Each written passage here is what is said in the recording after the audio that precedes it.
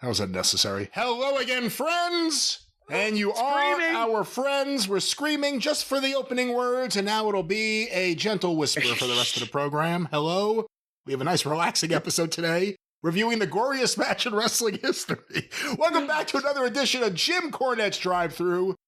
We have a loaded show. Let's not waste any time. I'm your host, the great Brian Last, and here he is, the man who, for the listeners, has watched more wrestling over the last 24 hours than he's ever wanted to watch. Mr. Jim Cornette.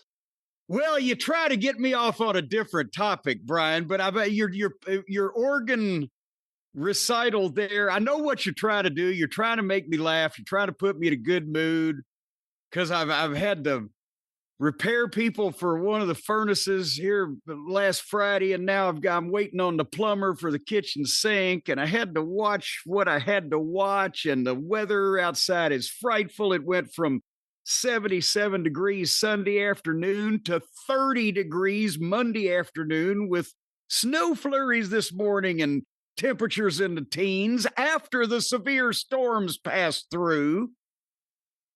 All these things have happened since I have just spoken to you in the last 3 days or whatever, and you're trying to put me in a good mood by playing the most sour.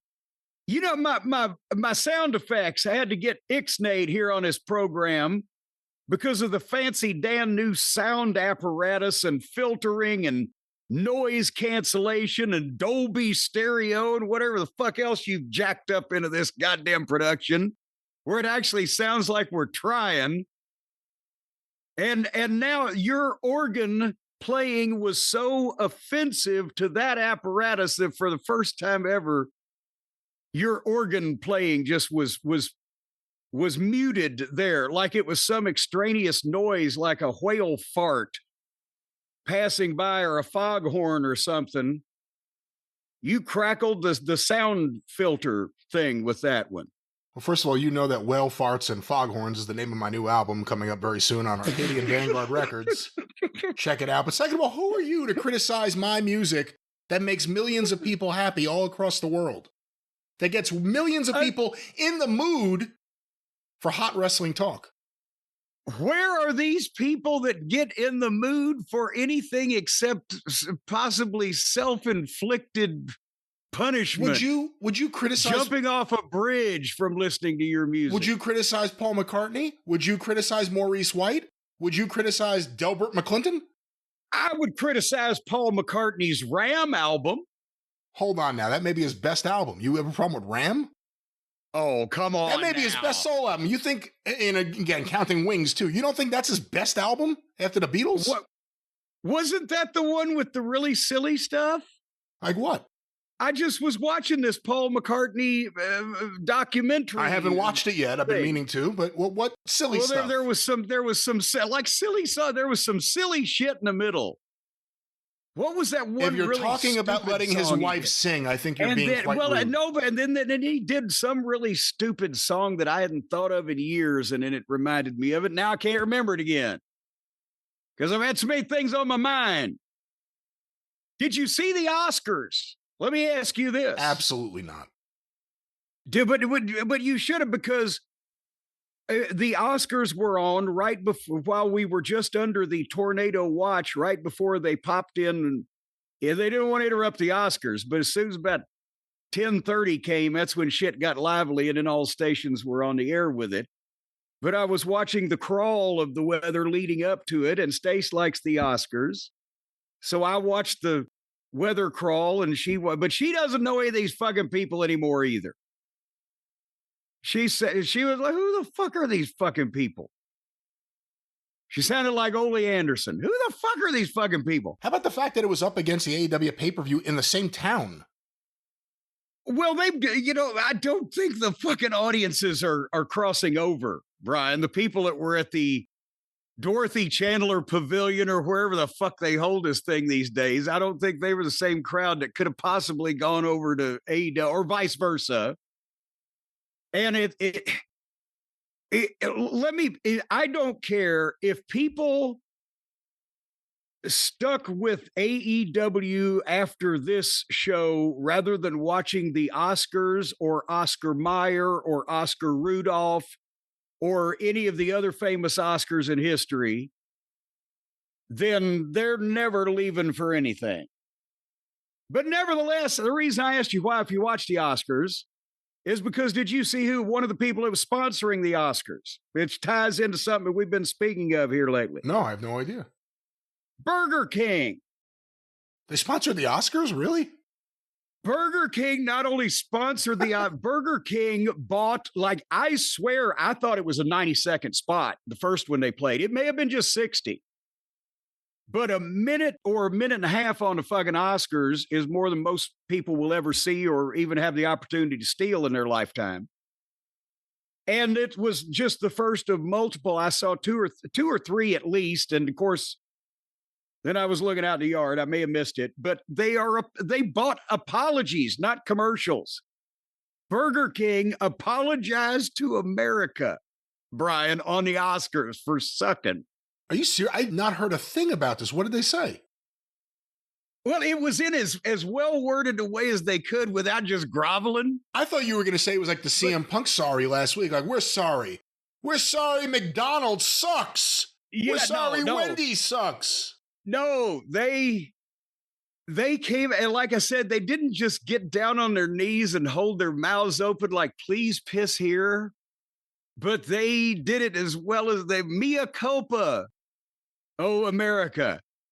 The commercial starts out with all of the clips from the commercials from the glory days, the 60s, the 70s, maybe even the 80s, when you see, all of the fucking cool kids and hep cats cruising through the parking lot on their way to the sock hop, and everybody's having a good time, and these big giant fucking burgers with grease dripping out of them, and it's America, right, on a sunny day. And they're talking about the Whopper and all the things that it's meant. And then they got, I think the phrase was, and then somehow we lost our way. And they actually put up, this is the greatest cinematography. They put up imagine a video camera low on the ground in a empty Burger King parking lot looking at the restaurant, right? And like some kind of Sergio Leone fucking Western from the 60s, an empty fucking soft drink cup like a tumbleweed in slow motion is blowing across the fucking parking lot. We lost our way. But now we're back, baby. And we've listened to you. They fired the king. They booted the king out. They showed them, you're fired, motherfucker. And the king's sitting there all dejected because he's unemployed now. You are our bosses now. They've made the babyface appeal to the people and the surveys of what we should do to fix our burgers. And now the Whopper's back.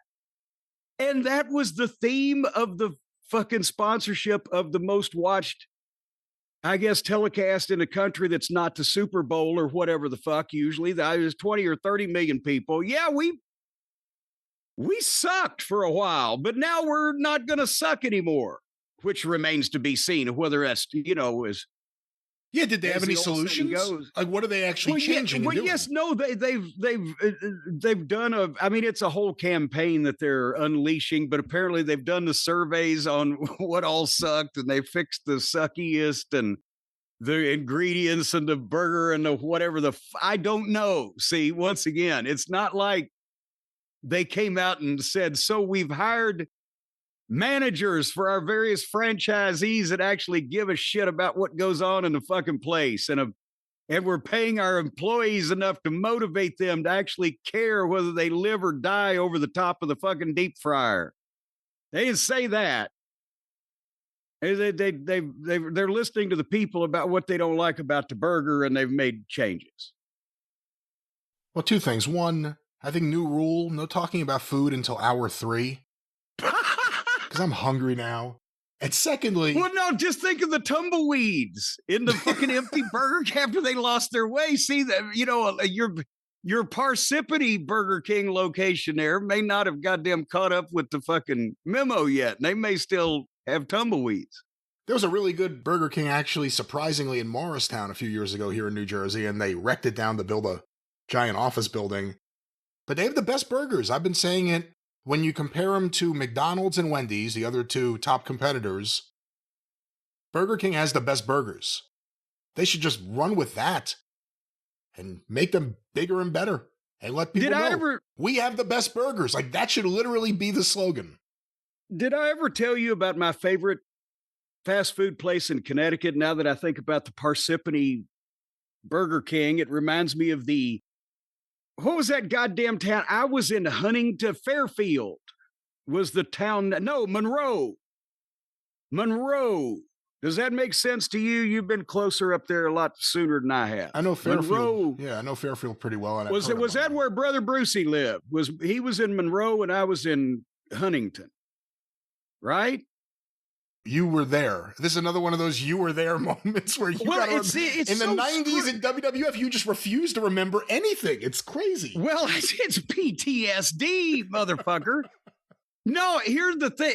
In Connecticut, it's so screwy because there's all these little towns in Connecticut. Like, I lived 4 miles from Bruce, specifically because I thought I was going to be working at his house. And we've told that story. I'm not going to get bogged down, but he's in a completely different fucking town, a completely different fucking address and the whole 9 yards. And there are all these little towns. So I was trying to remember which was which, but the point is, there was a McDonald's near my home there where when I would have to come from Stamford, I'd be passing by there. I'd have to get off the highway, but it wasn't far. Or if I happened to be driving over for some reason to be in that area, I always liked because it was the most consistent, good McDonald's. Because when McDonald's, whether the quarter pounder or the Big Mac or the fries or whatever, especially 30 years ago, when they did it like it was supposed to be done, it was good shit. You just hardly ever found that, and especially not consistently, even in the same place. This was the best McDonald's ever. Not only was the food delicious, and it was made like it was a picture in the fucking commercial, but if you went inside, the place was spotless. Or if you went through the drive-thru, it was always, just like that, and you didn't have to fucking tell them 4 times, and you were out of there, and it just, wow. I became a McDonald's fan, right? And then I go there one day at like 1:30 in the fucking afternoon for, say, it may have been a Saturday or what, I don't know, but the point is right in the middle of the day, and you would think they'd be busy, right? They're closed. And it didn't have any sign about remodeling or, whatever the fuck. They're closed in the middle of fucking, so I go home, I look on the news that night. Guess who was arrested for selling marijuana at that location? Bruce Pritchard. No, they never caught him. The actual employees of the goddamn McDonald's were dealing weed out of the drive-thru window. If you knew, you knew, and you ordered something, and they put it apparently in the goddamn sack when you got your order. And apparently I never ordered off the menu. I don't know what the fucking code was, but and the cops they undercover busted them and infiltrated whatever the fuck and closed the whole goddamn McDonald's down for, I don't know how long it took them to rectify that. But can you believe drive-through weed window? That's a wonderful idea. Do you think that the illicit activity caused them to make the food better as like a thing to, no one will complain if we just take care of the food? I don't know. One would have thought that if it was some type of, I thought they should have added it to the National McDonald's menu, because if that's what the byproduct was of the best restaurant, and think of how many McDonald's I've been to again. The best, most consistent, cleanest, nicest, best, tastiest. They were the ones that got closed down for selling drugs. They ought to put it on a fucking menu. How do you find out? Like, it used to be a thing in Brooklyn, like a bodega with a yellow awning. You can go get some shit in there. That was not it was supposed to be for sale. That's all I'll say. And it was kind of known. It was kind of around. It was so big that they couldn't even stop it. I can't speak of how it is now. But if there's one lone McDonald's, if there's one lone McDonald's where they have this service, if you're selling to a lot of people, A, how do you expect that not to get out? And I don't remember what B was. This seems like such a good idea. Well, I don't know how long they've been doing it, but apparently it was, somewhat successful for a while. But back to your comment, what if some fucking guy just likes yellow? Some guy opens up a business and says, I'm going to go to the sign people. I'm going to have a big old yellow sign made. And, Dad would be proud. And then he wonders why people are coming in. Hey, you got anything? What did you get? Go away from here, sir. I'm an honest tradesman. If he opened up that place in Williamsburg 25 years ago, yeah, people would have expected him to have some stuff behind the counter or in the back. Well, and he would be mightily confused if people asked for it, I'm sure. Then do the other people who have the yellow awning have to go over? Is there a yellow awning association? Y'all? Where they go over and say, hey, you're not qualified to have the yellow awning in this neighborhood? Again, I can't really go into specifics or anything else about this this one-time Well, you story. Seem to have all the other information. I don't have any information. As a matter of fact, I don't know what I'm talking about. I wasn't there. You have no recollection of these incidents now? I was talking about candy. I want candy. Is that when you had to walk in and go, I want candy? That's right. You had to sing bow wow wow to the people there. Well, anyway, maybe that was Adam and the Ants. Just another band. example of why it's hard to be in the fast food business in Connecticut. Those were the Ants. Adam and the Ants. Adam Ant, when he first started up and he had a band, Malcolm McLaren, the former manager of the Sex Pistols, agreed to start managing him and his band. And then he just stole the band and put them with the girl singer of Bow Wow Wow and left Adam Ant. I didn't know they were the same. Yeah, no, it worked out well for him. He put together a new band, and that's when he really blew up in the States. But Malcolm McLaren literally stole the band, the Ants, from Adam Ant and put them with Bow Wow Wow. So if you ever see that music video, those were the original Ants. Well, at least Adam came out well in the end, because he always was. It shows nice guys do win one every once in a while, because he was such a goody two-shoes. With all the influence that MTV had early on wrestling, pretty quickly, for the first few years of MTV, if you really look, it's a direct line between that and wrestling, probably peaking with the WWF relationship in 84, 85. But so many people stole their looks or their persona or just the attitude from what was happening with the youth culture on MTV. How come no one stole the New Romantics look? Like Adam Ant had with the tribal war paint, even though obviously he was not a native anything. Like no one went with that look, like a young tag team. Instead of the Rock and Roll Express, if they had come out with dressed like pirates with face paint on, would it have worked? There was some limits. There was some limits. But now think about this, because, well, goddamn, you're going to crucify me for this, but MTV's debut year was 81 or 81, correct? 81, not 82. I believe. That's right. 81. Okay. A lot of that not only had to do with MTV, but remember, people underestimate the Miami Vice influence. Because those two, that's why the Fabs, because I know most people credit the rock and wrestling connection with Cyndi Lauper and, Piper and the WWF, etc. But Jarrett was doing that with the Fabs in 1982. And that's, people have seen the early music videos. Even before that, they would do in Memphis, and Lawler used music, and Leroy Brown, and blah, blah, blah, Freebirds. It was less than a year after MTV started. But that's the thing. And it wasn't, to be honest, it wasn't like Jarrett saw the coming revolution in MTV and so it has to meld with wrestling. He was like, for these guys, for this gimmick, the fabulous ones, this is tailor-made. And once he saw good music videos before were just kind of dress up, we can't show the 45-minute match, but boy, this looks great. And feature pieces. And Valiant doing his own single and them shooting him on stage, lip syncing and a blah, blah, blah.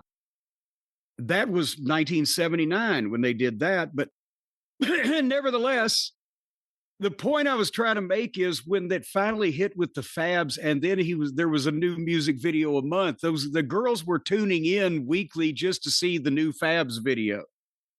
And they did them as quick as they could and used all the fucking music, not just their theme, and had them in every kind of outfit and place. And I've got the pictures of them in the barn with the blue jeans unzipped and the goddamn, it's insane.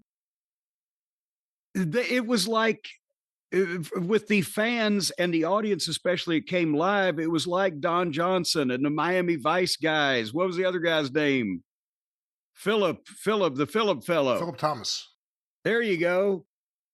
See, I was on the road. I wasn't watching Miami Vice, but the girls were. And when the Fabs came, it was like they had come. The Miami Vice cops had come to town in person. They were swooning.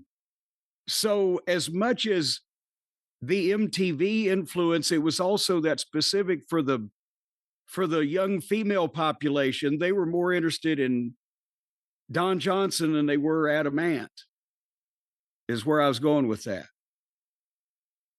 Well, again, a lot of these things happened pretty quickly within a few years. Miami Vice, I think, started by 84. Again, MTV's 81, Fabulous One's first video, 82, Rock and Wrestling Connection, 84, 85. But you start seeing all these videos. I mean, you could argue the Rock and Roll Express in Mid-South was super over. Same thing. I mean, they had music videos there. Summer of 84, they had music videos to Jump by Van Halen. I mean, that was as cool as it gets.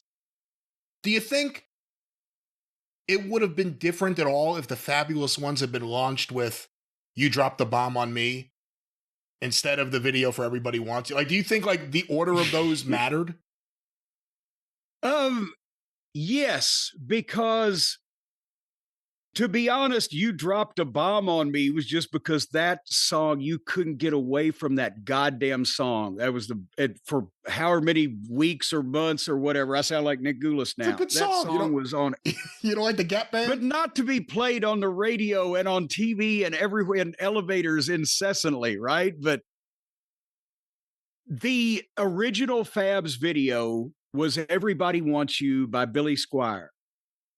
And that was the vibe that Jarrett, I don't know whether he found it or somebody brought it to him. I refuse to believe Jarrett, but at the same time, when he was watching MTV, he probably saw it to goddamn research this. Was Jeff watching MTV? Because that's probably how Jerry would have seen it, right? Jeff was in 1982, Jeff probably, Mike Duncan lived in Nashville, used to tape MTV and bring me VHSs of 6 hours of MTV up every Tuesday night, the ring announcer, because we didn't have it up here yet. We'd have cable. Anyway, Everybody Wants You was the rock star that leads the fast life and the blah, blah, blah. Go look up the lyrics, kids. And also that it can become, the excesses of fame can bring you down. That's it with the Billy Squier production bling bling. It's basically a fucking updated life in a fast lane. And that's the vibe he wanted for these guys, that they're fucking rock stars, that they're movie stars, that they're celebrities, that they have the women and the life and the blah, blah, blah. And that's why he had the limousine, he bought the limousine so the Fabs could fucking enter in it, in the big shows and they could do the videos with it. And putting them all in all those outlandish positions where they're showing almost every part of their fucking body except for little Speedos, because the girls were literally, goddamn, as I said, watching the TV show to see these videos. That's why they were selling thousands of My Little Color pictures every week. And the same girls in every weekly town would buy every new picture that you produced of them. It was a phenomenon. But anyhow, this has been fast food and music news. And how did we get from Burger King to the fucking girls buying the pictures of the Fabulous Ones? That's just what we do, I guess. But, those pictures, or some of the pictures Available in some of the products at JimCornette.com, Cornette's Collectibles. Many of these, and more will be soon, to be quite honest with you there. But right now, yes, Heroes and Friends, that wonderful book is available at JimCornette.com, along with, folks, by the time you hear this, just jump on JimCornette.com and you'll probably be able to see the ring-worn merchandise, the everything from eyeglasses and shoes to jackets and coats and shirts and little lambsy divey on the that I've worn and or sweated and stained otherwise in various rings around the world. And that's going to be on sale on Saturday, April 4th at noon Eastern. But if you want to take a look at it so you can peruse everything and take your time and see what you'd like to be shooting for, when the sale takes effect, go to there now. The listing should be up. They better be up, Hotchkiss. And you can take a look at everything because it's obviously one of a kind by the nature of it. It's not like I have 1,700 blue shirts or whatever. So that's going to be available at JimCornette.com. But all of the normal, fine, high quality, low priced merchandise is available just every single day of the week, Brian. At JimCornette.com. I think we said that. And if they've listened this far, they know who I am. Well, Jim, as I said at the top, we have a packed show. We have so much to get through. We have a pay-per-view, we have Raw, we have other news items.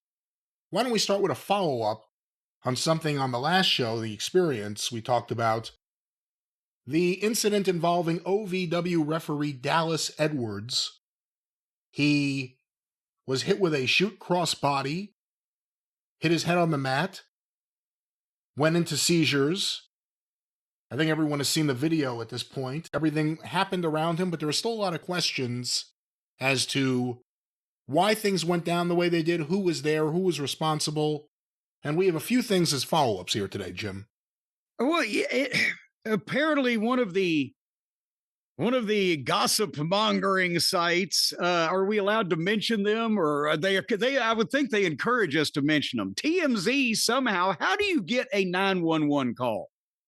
Would you, as a grown adult man with a family, right now, if I'm asking you, because I am asking you, how do you get a 911 call, a recording of it? I don't know myself because it's not something I've ever done or encouraged anyone to do, but I believe it would be something that, because 911 is a public, not institution, but it's a public service, those calls are not, those calls, you can, I guess, file a Freedom of Information Act? I really don't even know, actually. Well, I mean, it's like, Jesus Christ, I didn't even know this could be done. I think I've said this before, but I still don't know how the fuck you do this. And let me just say, I do think it's rather disgusting when it's happened in the past when someone has died, and TMZ specifically, but they're not the only ones, I don't believe, leaked the 911 call of the distraught family member. I think that's pretty reprehensible. Yeah, well, this isn't that, but I just want to say I think it's a pretty awful practice. But I mean, I remember that they've obviously had, oh, here's the 911 call when Michael Jackson, they called my, I would think, okay, some fucking body bribed somebody or whatever because it's Michael Jackson, but in this, apparently you could just, TMZ didn't used to cover wrestling. So now you could just get in fucking Louisville. I mean, it's not like it's London or Paris or Rome here, but in Louisville, you can just get 911 calls if you call up and say, hey, can you send that over to me? I don't fucking know.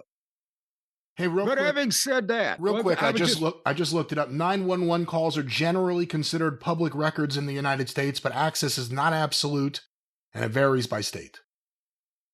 Well, I mean, wouldn't you have to? Now, I hate to go off on a rant here, but can any jackleg just call up Louisville 911 service and say, hey, send me the recording? Don't they have better things to do? Like take 911 calls? Wouldn't you have to like pay and go through some kind of process to make it worth their while? Or do they just have to send out 911 calls to anybody that asked them for a recording of it? We need somebody in the cult needs to wise us up on this.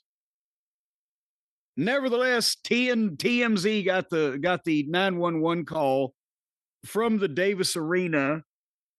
I think Danny might call him, tell him, take my name off his fucking thing.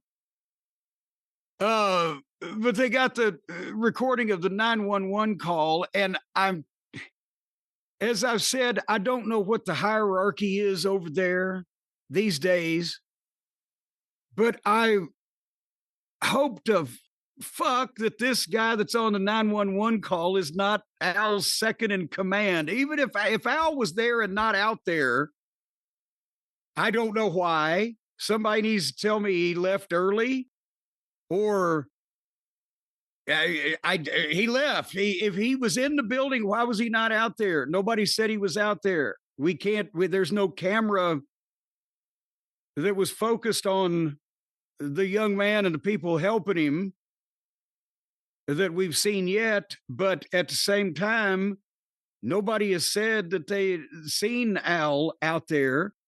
If Al was not in the building at the time, who's number two? Who's number two in control here? 86? 99? Who's number two? What was number two doing? Who's number three? Why did they leave this fucking guy to make the 911 call when he couldn't tell them what the fuck was happening? I've listened to this thing, and they redact some things. I don't know whether it's names or profanity or possibly a mixture, combination of the two for privacy and for broadcast. But he ain't never called 911 in his life, and it doesn't sound like he's ever seen a fucking injury of this particular stripe. And I don't know who they had assisting him. In the call, they say they have an EMT. Was that somebody in the crowd, or do they have an EMT on site? And if they had an EMT, why wasn't he the one on the phone with the 911 people? And they also said they've got a PT guy, which is physical therapy. And in the past, I've known, no, seriously. No, what's that going to do for this? I mean, well, that's what I'm saying is in the past, I've known that they've had a number of physical therapy PT guys. We had one back 20 years ago that came to tape knees, do physical therapy of athletes. He wasn't in any way, and I don't believe most of them have been in any way certified medically to treat an injury of this kind. But the point, I've not heard anybody that ought to be fucking responsible over this whole thing yet that was either standing there watching it or on the phone with 911. And Brian, if you want to show them what we're talking about, I will try to compose myself. Let's go to this audio. I have not heard this yet. This is from TMZ Sports. This is the 911 audio released after medical emergency of referee Dallas Edwards. 911, Operator Goodman. Yeah, what is the location of your emergency? I'm at OVW Wrestling at 4400 Shepherdsville Road. We're in the ring. I have a right now. Okay. What is this number you're calling me from? A good number to reach you? This is my phone in my pocket in my hand. Yes, ma'am. Okay, and it's OVW. Okay, let me get this started. Just about 2 minutes ago, he's in the ring. Female? It's a male. Okay. A male referee. Okay, and EMS is being dispatched. How old are they? Roll, please. I'm going to ask you a bunch of questions. If you don't know, say unknown. Unknown. Unknown. Okay. Unknown. Unknown. Let me stop. This is really helpful. This is really helpful. This guy doesn't know anything. It sounded like maybe like somebody else took the phone for a second to say those unknowns because they were coming through more clearly than the first part of the call was. But obviously, in a situation like that, obviously you're not a fucking brain surgeon or a doctor or whatever. But when you're calling 911 of an incident like that, especially here in Louisville, obviously they know Ohio Valley Wrestling, or they probably should, at this point over the last 25 years, whatever. But just say we have a white male, mid-20s, took a blow to the head, was knocked unconscious, and is now seizing and posturing. It's happened 60 seconds ago. We're at 4400 Shepherdsville Road. That's the best thing he did, was give the address. And so they can get the thing started, because they're not waiting to dispatch once they have the address until they ask all these questions. Once they have the address, they're okay, go. But then they're asking the questions to relay it by the time the people get there.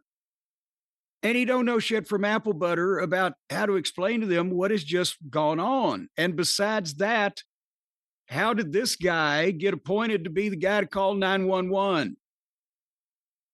How far down is he with the guys in the blokes in West Faversham at the top, who, to the best of our knowledge, have never even appeared here in the flesh in this country? Who on scene? What was the fucking pecking order at that point? And were they standing over this scene? And keep going with the thing, and then I'll tell you why I'm asking this. Not near him, though, right? I'm about 6 feet away from the seat. Okay. Okay, he's starting to move a little bit more, but it's still... They're dispatching. I've already dispatched him. Is he still... Okay, can you... Okay. Got a firefighter EMT in the ring right now with me. Okay, you do have an EMT in the room with you? Sir, are you an EMT? EMT firefighters in the ring. I don't know. Wait, stop. Sir, are you an EMT? I have an EMT in the ring with him right now. You have an EMT? Sir, are you an EMT? Why did you say that if he's not an EMT? Because somebody probably said, it's like I'm in fucking airplane. I'm a doctor. They're getting volunteers from the crowd here. I'm sorry. Go ahead. He came in. He's one of the crowd. Okay. Let me know it. He is. But I've got an EMT. I've got an EMT in the ring, firefighter EMT with him, a PT nurse or PTE person who's here for medical, and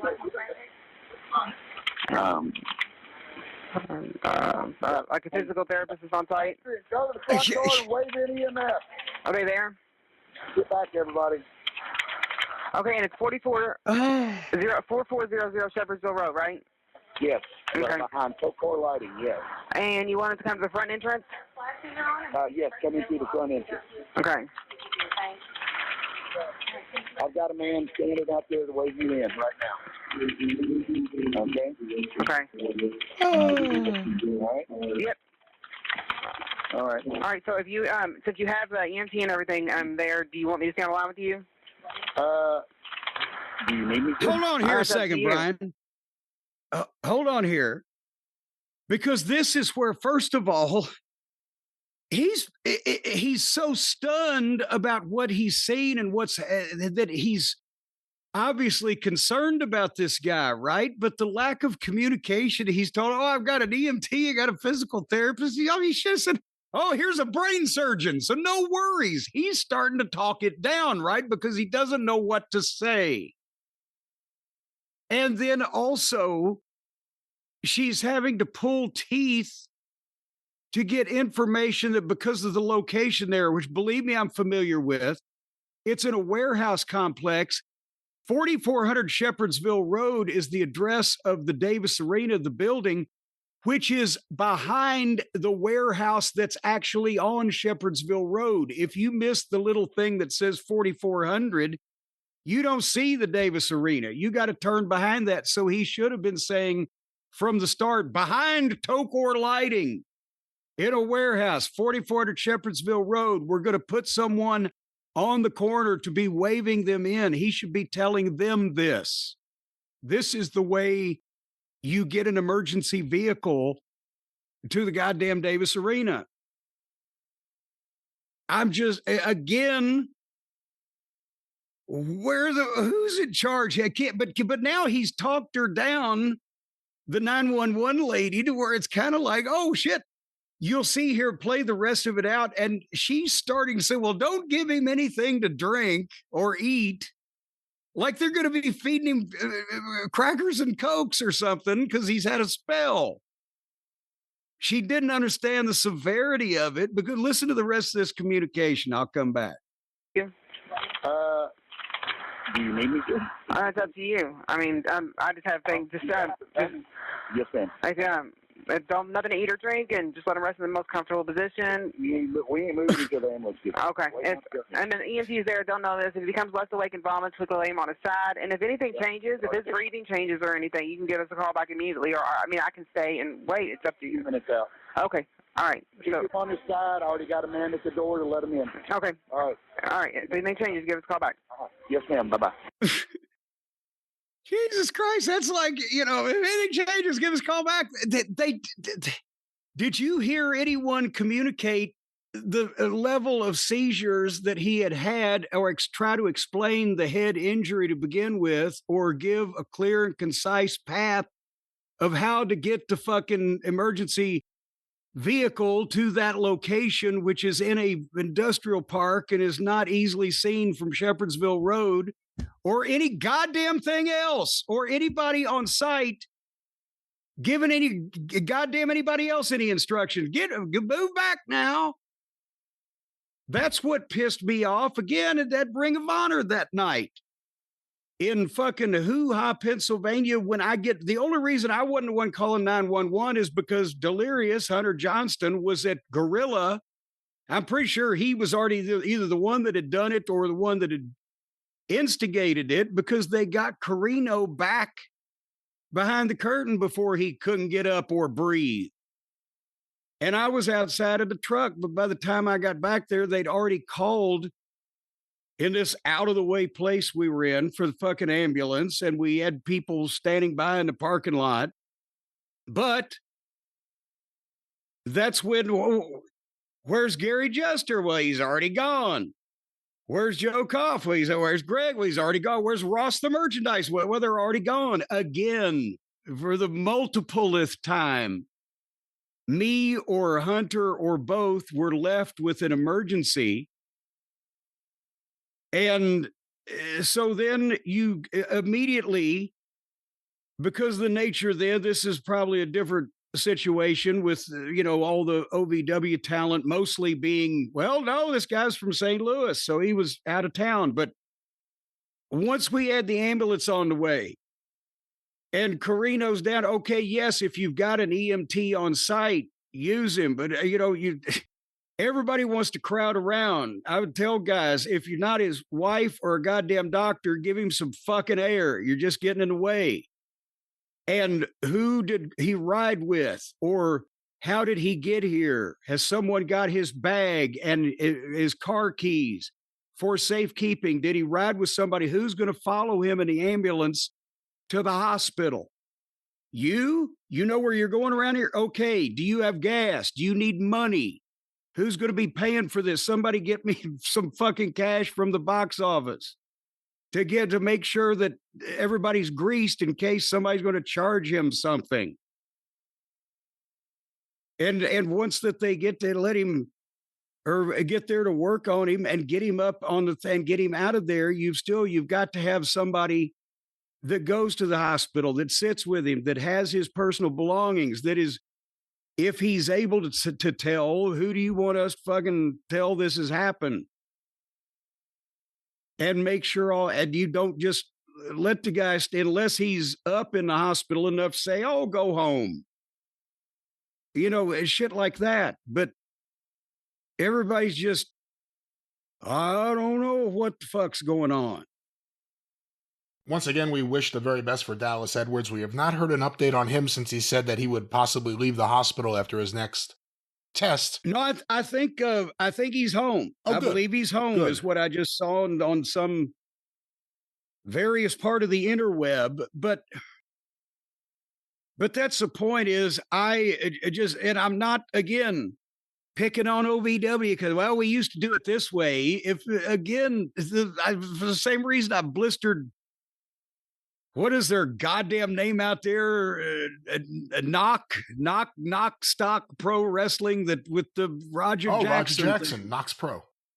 I blistered them. It was the same fucking thing here. If you're going to be doing shit like this, there needs to be people around keeping an eye on it that might be able to prevent it or jump in and know what to do in case of emergencies to a bunch of amateur dipshits in every position running around, don't know what the fuck, and nobody's told them. And so I failed to believe that the person that I heard on that 911 call, despite the fact that his intentions may have been good, sounded like the person in charge of OVW in that building at that point in time. So if there was more important than people than him in the building at that time, I'd like to know who the fuck they were and why they weren't on the goddamn phone, and or what they were doing if they weren't on the phone. That was more important than being on the fucking phone. Well, perhaps OVW can work on a joint venture with Knox Pro. That would be a hell of a merger there. Jim, on that topic, because a ton of the listeners have sent it over and it's been a big topic of conversation, did you see the Al Snow statement? Not the joke about the Waffle House, but the actual statement he issued, I think, the next day. Yes, I have. I got kind of lost in the middle and zoned out till the end, but you can read it for folks. This is from Al Snow's Instagram. Al Snow, I'm not exactly sure what his role is with OVW. He's in charge, but obviously he's had different roles, different investors over the years.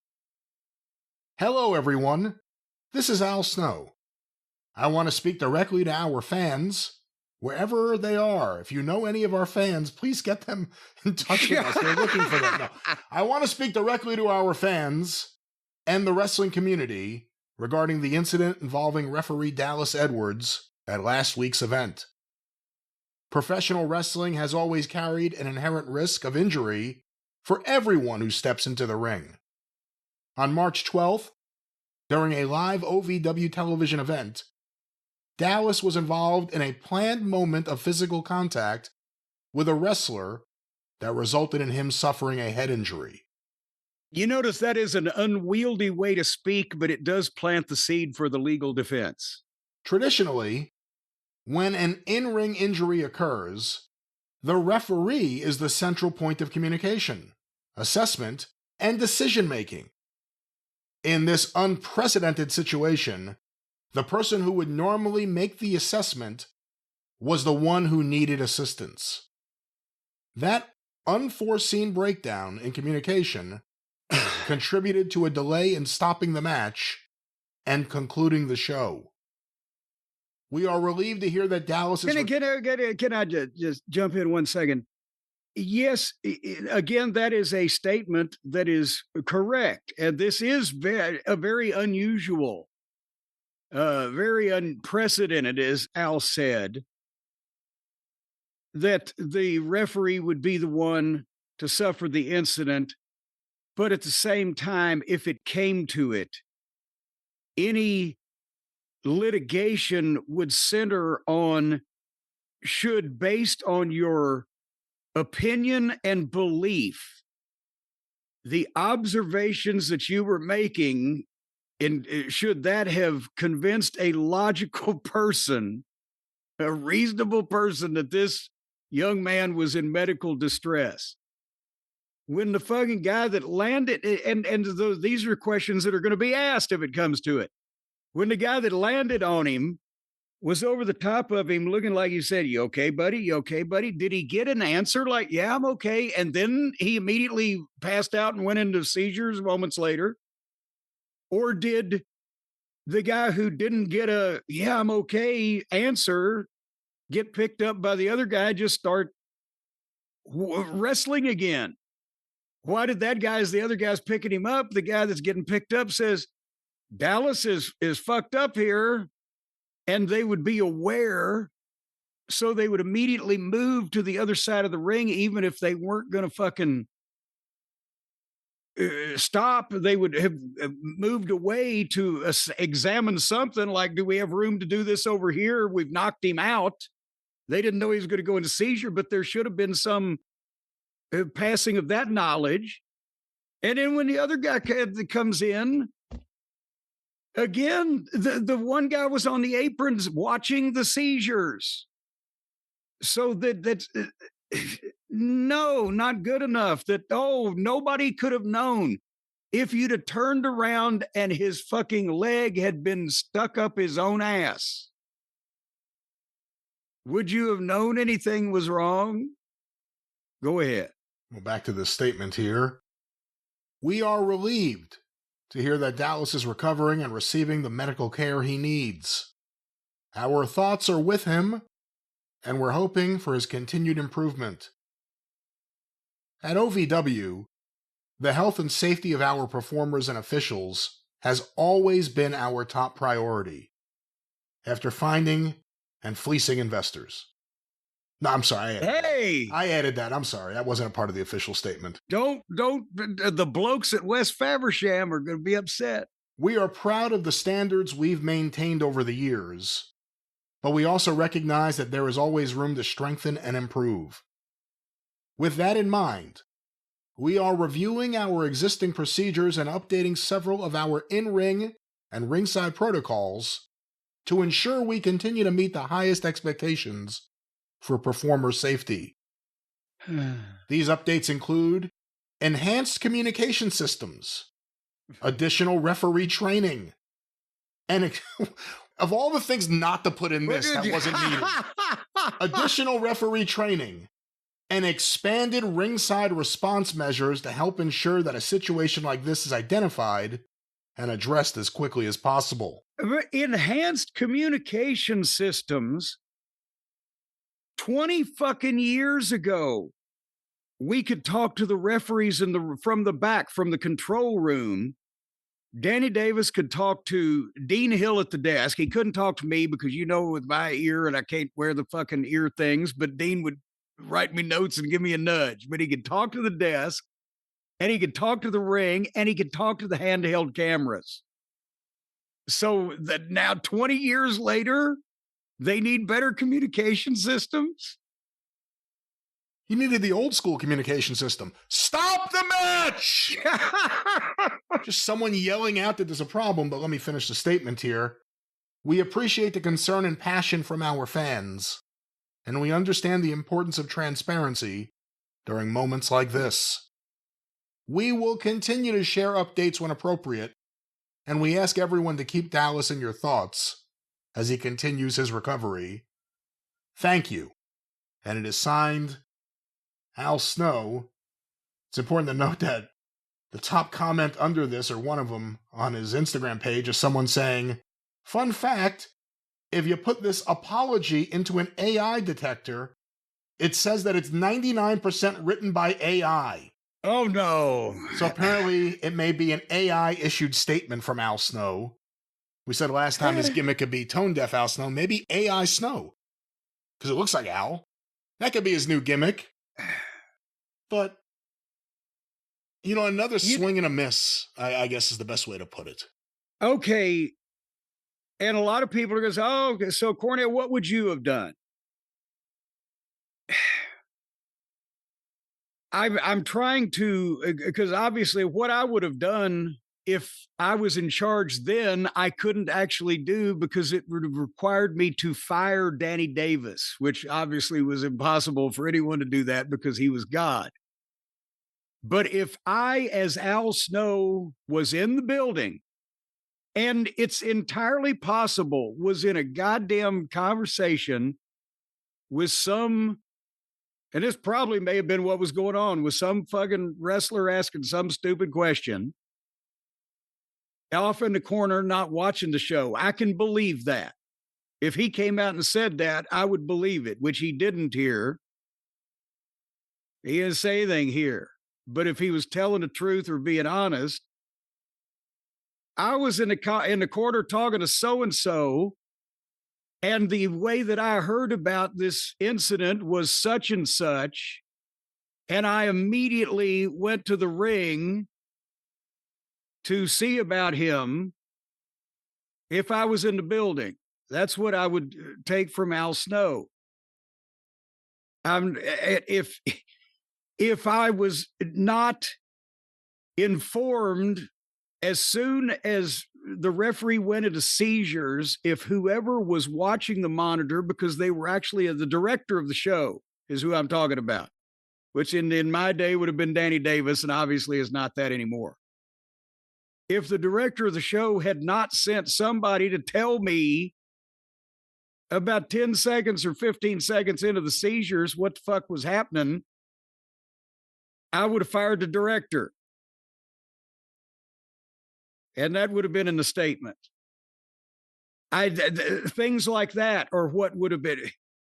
I would have explained how I heard about the incident and at what time, however many seconds or minutes after the fact, and what I did personally as the person in charge from that point forward is what I would have put in that fucking statement, because what else can you fucking say when everybody's cussing you on the internet? Is you're the guy in charge of this, what kind of shop are you running? Well, and if I wasn't there, I wasn't even there. I would have said, for a reason that I will never do again, I left the building before my show was over, and with nobody in clear second in command, nobody that I trusted was, knew how to run this fucking thing, was still in the building. These kind of things. Or, again, the person that I fucking trusted to run this goddamn thing was so-and-so, and I fired him. Because he didn't run out because he didn't know. Why didn't he know? I'll chase the cat that ate the rat. Why did you know? Why did you know? What the fuck were all of you goddamn doing? Shit like that. And you can't do that with AI. Well, that was the statement from Al Snow of OVW. May or may not have been written by AI. May or may not be the apology anyone expected or wanted or thought was useful, but if you don't mind, I'm going to give my 2 cents real quick. I think Al Snow was a really talented wrestler who didn't go as far as he could. And his run in 95 in Smoky Mountain Wrestling is one of the more underrated runs anyone had, because that's the end of it. He was an amazing heel, and then that went away. He had different characters at different points, but he was phenomenal in 95. I got to see him live. Phenomenal. And even then, people talked about him as a trainer. And he trained people. He trained the Blue Meanie before that. And I think Al Snow is maybe the guy for you if you want to learn how to take a hip toss or a flat back bump. But other than the fact that he speaks authoritatively and he has a stronger voice, it's not like a little voice or anything, I've never heard him say anything that made me think he had a brain in his head. And I just want to say that here because, just like I rant about various indie promotions and training schools and the mentality and the people behind them, I think that's the case here too. And, I think OVW, in a lot of ways, since the people who made OVW haven't been there, Al Snow has kind of defined OVW, but maybe that's not a good thing. Wes Fabergem or the mayor or investors aside, this company is going to be considered a joke unless there's radical changes, and it starts with Al Snow. And everyone knows it, and everyone's mad at him, and he puts out stupid statements, and there's more that could be said. Why Pro Wrestling Tees wouldn't do business, and he had to start collar and elbow because of things he said in the past to Colt Cabana. I mean, there's a lot that could be said about Al Snow's behavior and conduct and comments in the past, but he whiffed here. He had a chance to be a stand-up guy and be the boss here. You've talked about how you would have handled it. Not everyone's you, but goddamn, most people would have handled this better than Al Snow. And that's my 2 cents. I hope you don't mind me adding that here. Well, no, I don't. And it's not like just because that wasn't how I would have handled it. There is supposed to be someone that can handle it. If at any given moment it occurs, if you're going to put your name on something, which is why, again, I've been offended in the past with the Ring of Honor situation when they all, would leave the wrestling folks to be, they can take care of themselves. And I'd have to fucking give the ring crew money to get home or whatever, but much less physical injuries. There was, my God, even when Danny at one point had Trailer Park Trash. The spot shows, Trash could run a fucking spot show. Trash was charitably put not a fucking astronomer. He was not a goddamn surgeon. He was not a Rhodes Scholar. But he could tell when somebody got potatoed and was somebody was having a seizure and how to fucking run a wrestling show and keep everybody from goddamn going to jail or the hospital. And but there needs to be somebody, especially on a television, and we charitably say television. They're on your TV here in Louisville. So is C-SPAN, but also the streaming thing or whatever. Yes, a lot of people are streaming in the wind these days, I've noticed. But if you're going to present it, and it's being recorded and it's for posterity for the rest of your life, then there has to be somebody in charge so that, what would they do one day if all the wrestlers just say, you know what, we're tired of this. We're just all going to get up in the ring and just take our dicks out and just piss on everybody. Would they stream that? Who's in charge? For fuck's sake, that can say to any or everybody, you stop. Fuck off. That should be a fucking comment for any line of endeavor these days. Who are you leaving there that can say, you stop, fuck off to anybody else? And it's their responsibility if something happens. Well, once again, we'll stay on top of this story, but I'll try that now. You stop, fuck off. And who I'm talking to, of course, is Al Snow. Maybe you need a new line of work. Maybe you need to start a new business. Get away from wrestling already. You're 60-something years old. You look like you're on the gas. Nothing's going to change. This is the best it's going to get. Do something else. Start a new business. You need the right partners to start that business. And of course, ladies and gentlemen out there, Mr. and Mrs. America, with your proud businesses, you need a partner like we do to make sure your product gets out there into the world. And we know someone who can help them, Jim. Well, you've tensed up your tenses. You need a partner, ladies and gentlemen, like we have our friends at Shopify.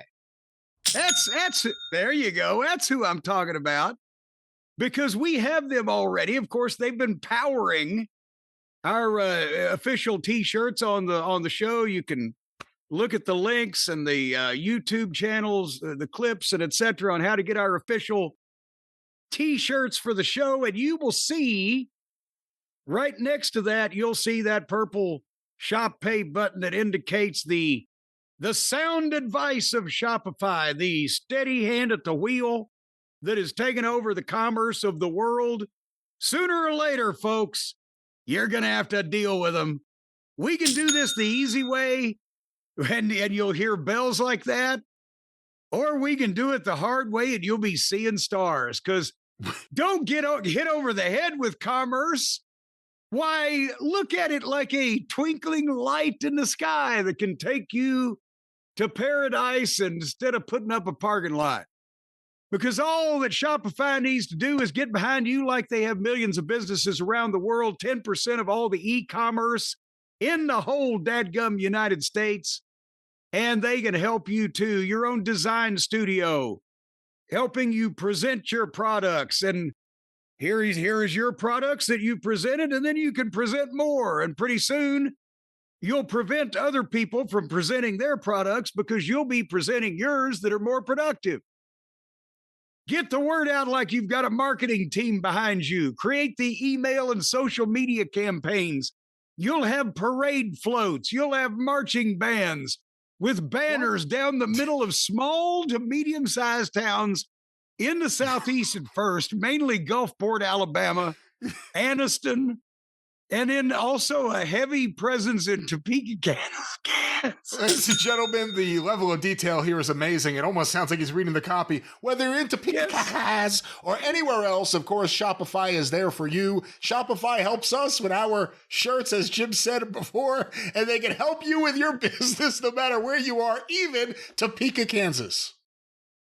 And also Rachel, Kansas, if you're part of the Rachel Paranormal Society. But folks, if you get stuck Shopify, they can vibrate. Shopify is always around to share advice. Stop laughing with their award-winning 24/7 customer support.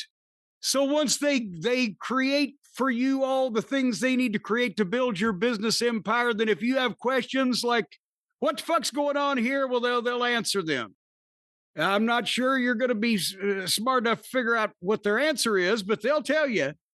But you can tackle all the important tasks in one place. No need to save multiple websites or try to find different platforms. They've got you.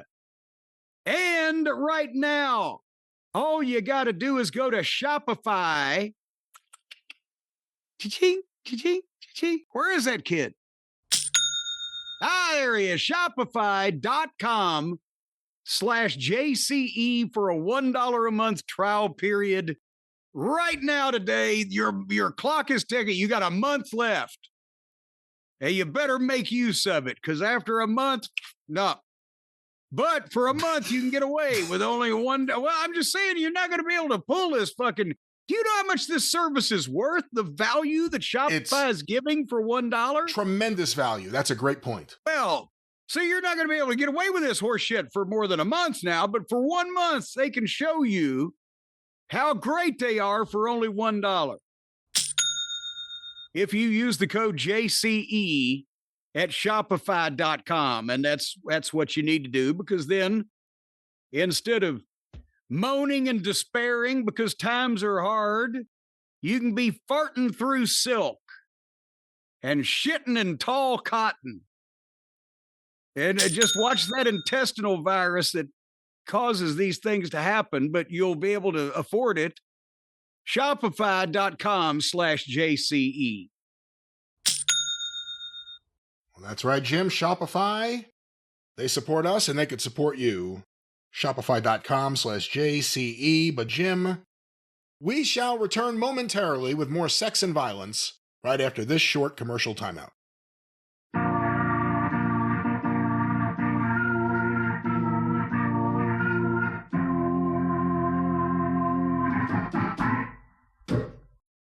All right. Did you fall? No, I remembered what we're about to review. We are here and we are about to begin the big review.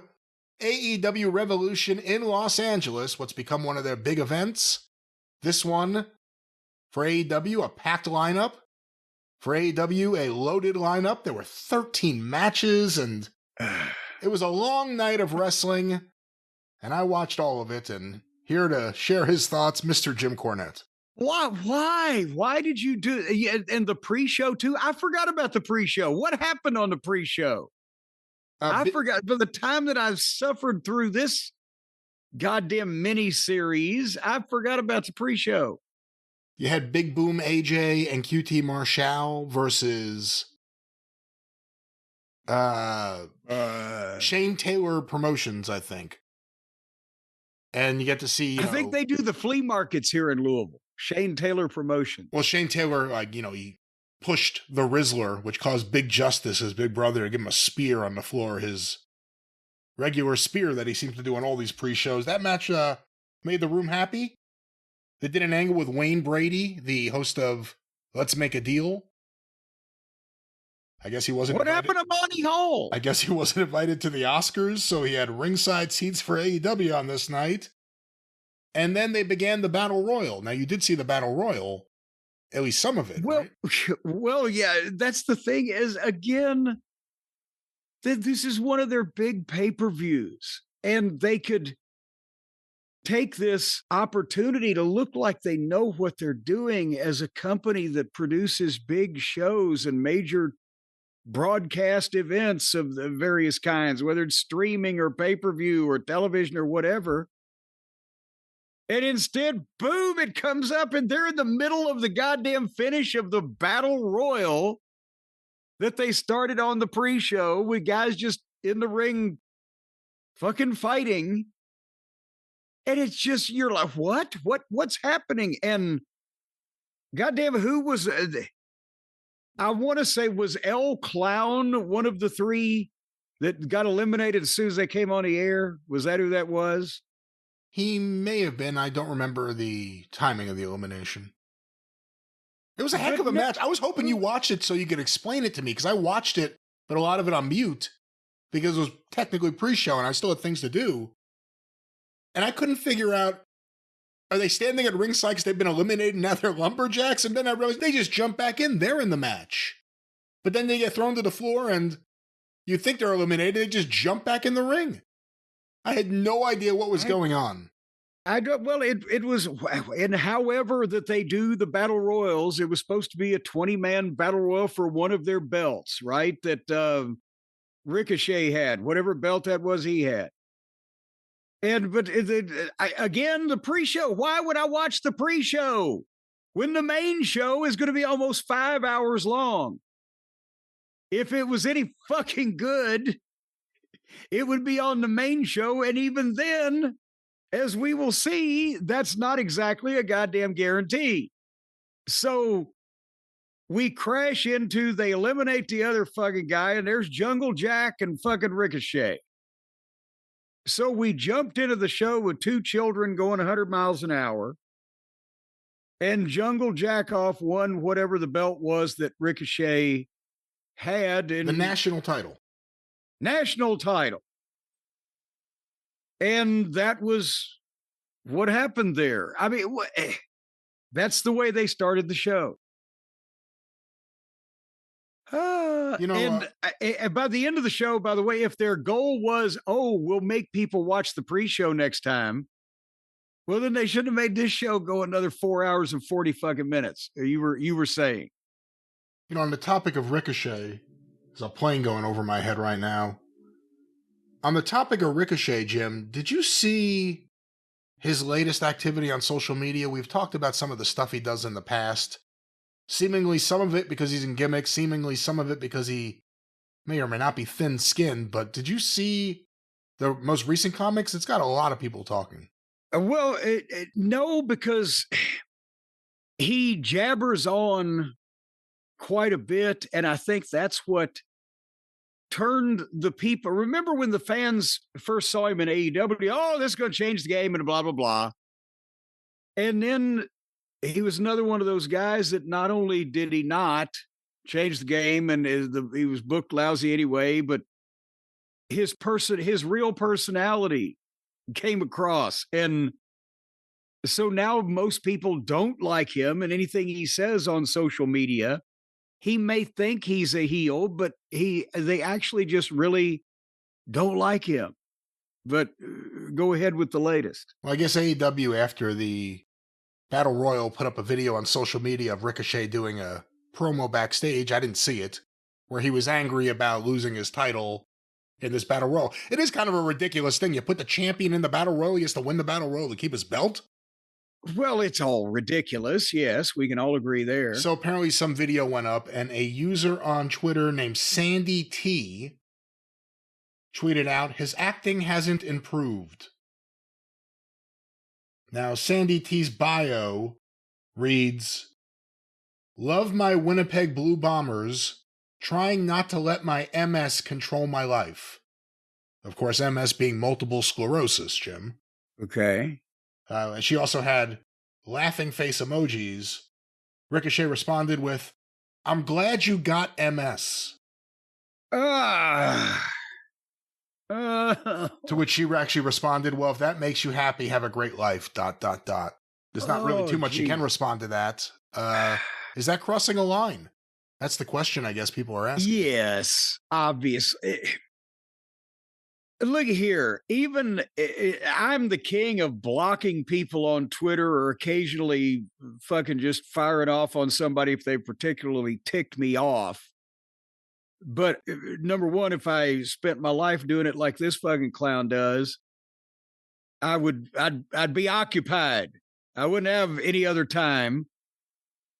But if it's, I don't even block people, nor do I ever even consider responding to them or making a comeback on them or whatever. If you see that they've got some kind of difficulty, whether it be physical or mental, or, you know, especially to say, I'm glad, you don't even say, well, you know, fuck you too, you know, and not even make it related to their difficulty. You just leave them the fuck alone because they got difficulties. And especially if she's out and out saying on her thing, I have this, because so he obviously read it. So he's going through and examining who the people are that are making fairly innocuous comments about. He must have a whole file on us, Brian. If he's investigating the background of somebody who said, well, he's a pretty shitty actor.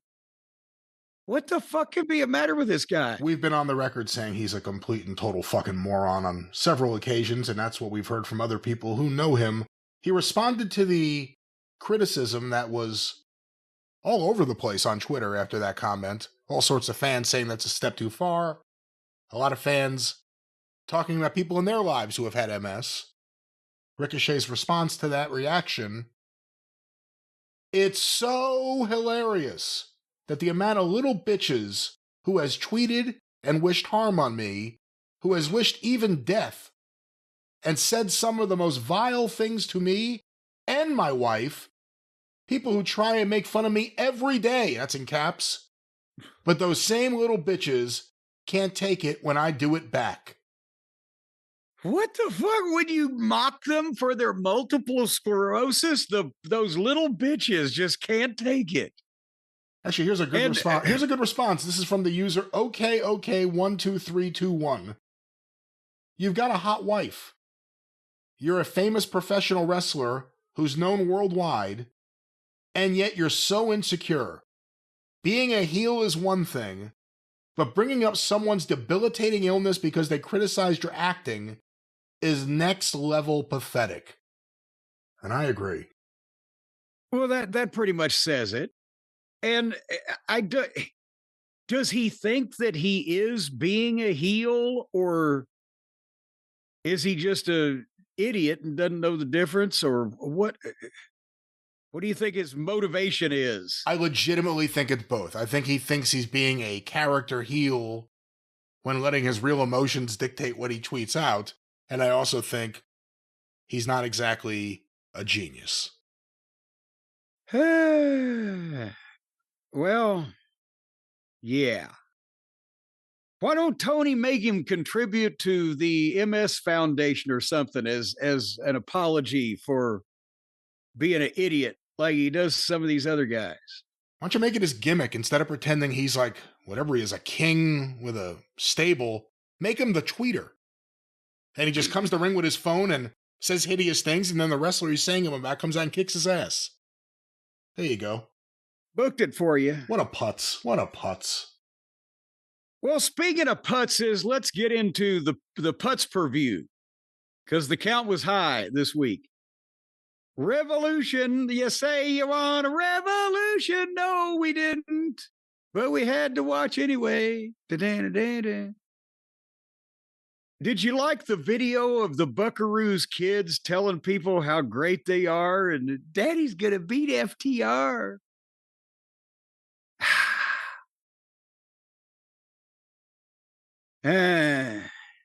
No comment. I mean, I don't want to say anything bad about the little kids. The dad and the older brother, yeah, kind of wanted to see someone. Well, I don't think the in the middle of the show. That would have been nice, yeah. Well, I don't think the kids didn't come up with the idea. We're going to put ourselves on television talking good about daddy. But it was different. It's like, I think it's like Steamboat in a way. You just don't want to see that. I mean, I guess that's what their whole thing is about. Like, we're about family, which probably explains why they're not over unless they're just flipping nonstop and, ignoring the fucking rules of wrestling. But I don't know. It was a bit much for me, I thought. A little sappy for the people that you don't genuinely like. And but anyway. And the other thing too, no matter whose kids they are, to be honest, AEW is not a kids wrestling show. Whenever I've wanted to embrace my kids being interested, my younger kids, and what's daddy watching? I've learned I can't do that with AEW. Even WWE, every now and then, the word bitch or something, you're like, oh, well, you shouldn't have heard that. That's a bad word. But with AEW, again, they wouldn't have been awake for the main event, but still, there's enough on that show. It's not a kids wrestling show. It's not a promotion for kids. And I'm not saying that's a bad thing. It's just a reality. It's a promotion by kids. All righty, but the first match featured the kids. The World Tag Team title, the Hardy Boys and FTR, in the match that they've been waiting for. And, I mean, again, I'm criticized when I say this. The best match that you're going to get out of Matt and Nick Jackson is with FTR, because at least there's somebody doing some fucking wrestling in the middle of all of this childish activity that they do, the same shit they do all the time that they've been doing for years.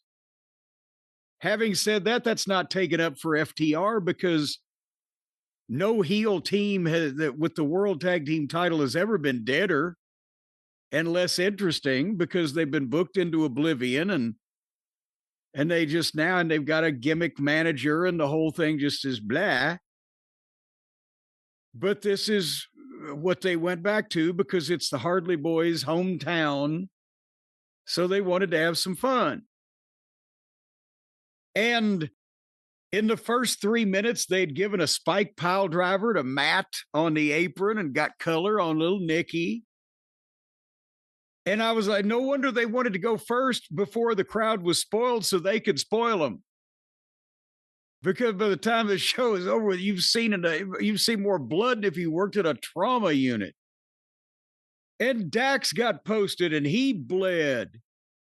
And again, there's more wrestling when it's the Bucks against FTR than the other teenage gymnasts, but everything that the Bucks do is so hard to swallow. And then they did a good spot that the people got up for, that Matt got a pep talk from his kid on the front row, and then Dax taunted the family, and the fat bald brother threw a beer at his face. The people came up, and Cash tried to dive, and he hit Dax by mistake, and the people came up. And then the match continued, and the crowd settled back down. And they went about 10 more minutes. And then there was a point where both of the Buckaroos suplexed FTR over the top, out off on the apron onto the floor, and almost killed all four of them. Yeah, what'd you think of that spot? Not much, because, I mean, on one side, they got it right, which indicated that poor Cash took a heck of a fucking bump. Yeah. But on the other side, they got it wrong, which meant poor Dax almost got dropped on his fucking head. And 50 super kicks.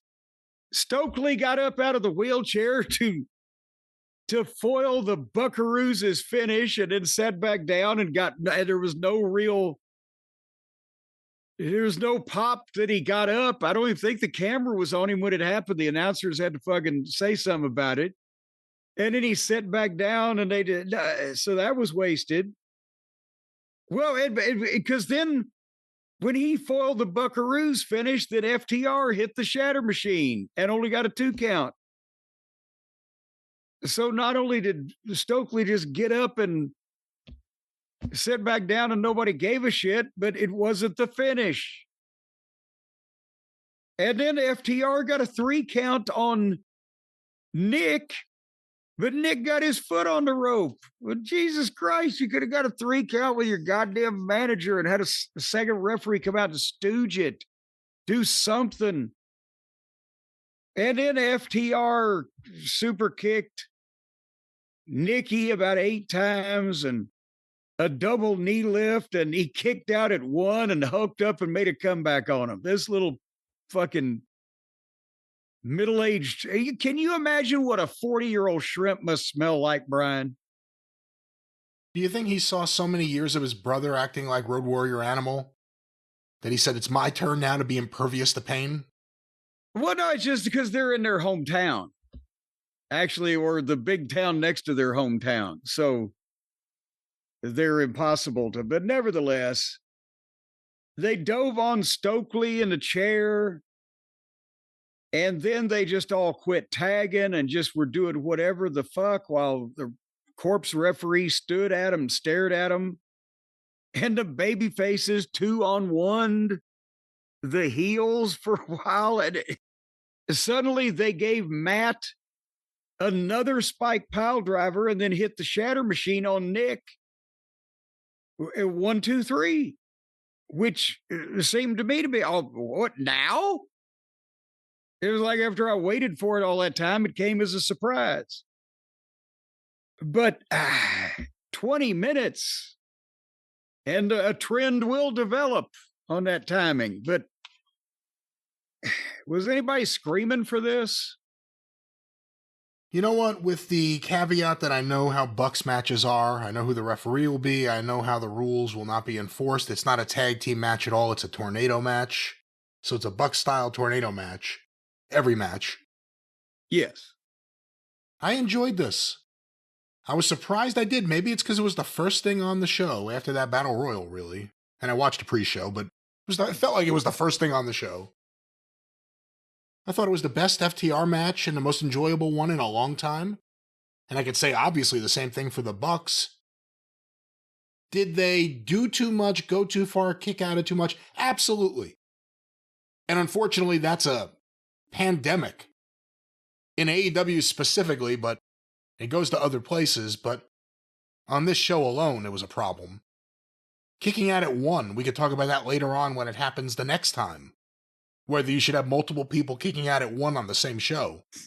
Whether or not it gets a pop, because Dave Meltzer defended it by saying, well, it got the biggest pop every time it happened, so why wouldn't you? Well, it's plenty of reasons. Well, of course. You know what?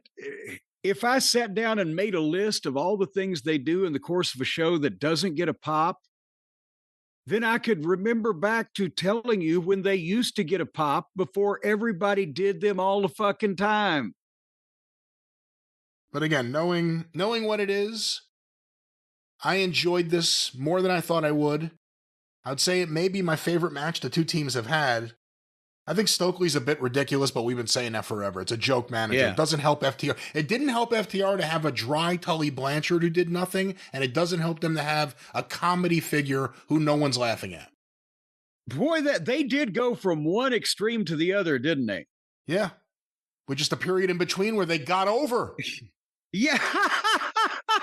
Imagine that. So they got over. We got to do something about it. Let's give them a manager. A pleasant surprise, booking wise, that FTR didn't drop the belts here, because it seemed like it was all but obvious, especially when you started watching this and the Bucks families all over the place. I thought we were going to see social worker Waylon Mercy get in the ring for a celebration after the match. But then we actually, now we know the reason why they would have looked like idiots. Well, let me rephrase that. It would have been worse with what they've done if they didn't put FTR over, because then as soon as the match is over with and blah, blah, blah, the lights go out and the music starts playing and it's Edge. And Edge comes down to the triumphant return to the ring and he stops on the floor, and then Christian Cage's music plays. But Cage comes from the rear while the guys aren't looking and sprayed mace in Dax's face or Cash's face or pepper spray, whatever it was. and leveled Dax, and then Cage gave Stokely his finish. So that's given away for free. And then they, Christian and Edge grabbed the title belts and had a face-off with the Buckaroos, and everybody stared at each other. But then Edge and Christian put the belts down, and then the Bucks did nothing, and then FTR left. So, again, not only did they give away for nothing, and there's no return on it, Stokely getting out of the chair after all this time, the baby faces just make their return. They've already laid out the manager with the fucking finish. So that's given away for free. That's what they're supposed to have to fucking work for. This is the first time we've seen them since they walked off the show because Beth Phoenix got hurt and Adam Copeland couldn't deal with it. And he had to leave, and then Christian Cage left too. Like you said, they came in back. Solidarity. They laid everyone out. Everyone they had a problem with, they laid out right away. Yes.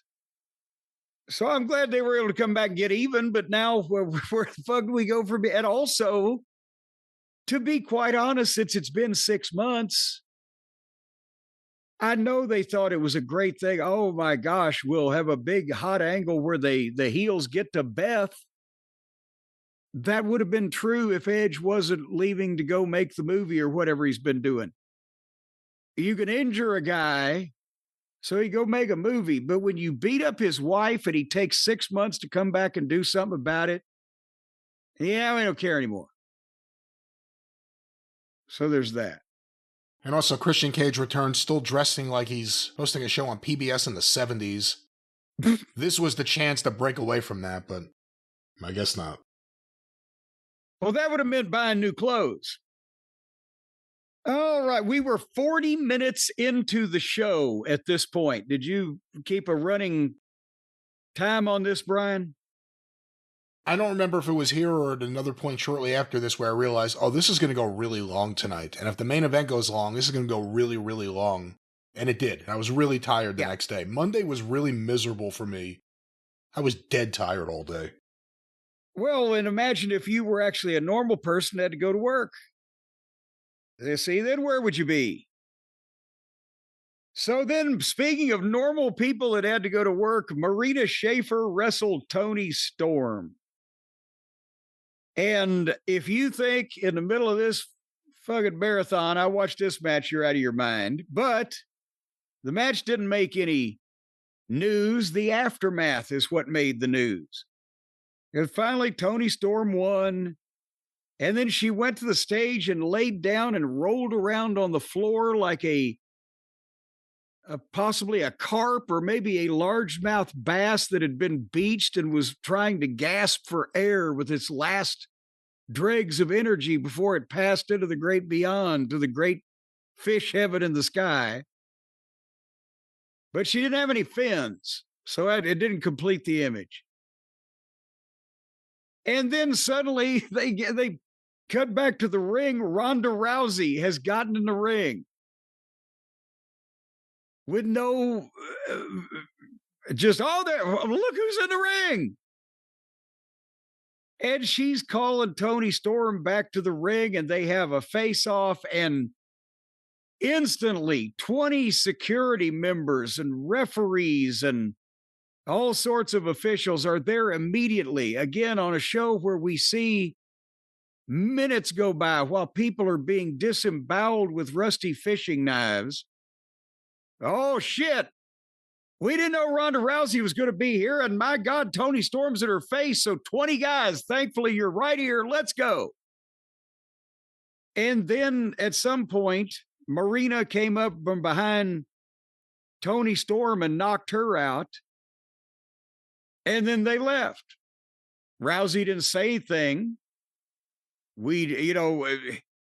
One would assume this probably won't be her only appearance, but she's promoting this big fight with Gino Carano here coming up. So point being, we know Marina Shafir and Ronda Rousey are old friends. They were training partners and etc. Was this to make some news, Brian, to amp up her fight? Was this to do a friend a favor? Do you think she'll actually come back and want to wrestle again after her big fight? Does the fans know that she hates this now and hates them for real? So this is the smartest fan base, and I don't use that in terms of intelligence quotient points, but rather inside information. So is she going to be the ultimate heel for this company because they know she really doesn't want to do this and hates them? Or will they rebel because she don't want to really do this and she hates them? Well, you asked several questions there. That's going to be interesting, the fan reaction, because a lot of fans genuinely hate her now for a variety of reasons. Remember, she did an interview a few months back kind of raving about how Marina was doing in AEW, Jon Moxley taking her under his wing. She's been paying attention and she's been happy with the way her friend has been used. I think there's something to be done with Ronda Rousey if she wanted to do business. I just hate it would be with Toni Storm. I hate the Toni Storm character at this point.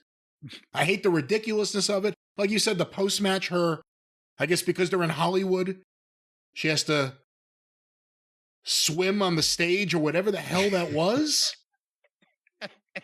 And then Ronda Rousey came out and it got exciting.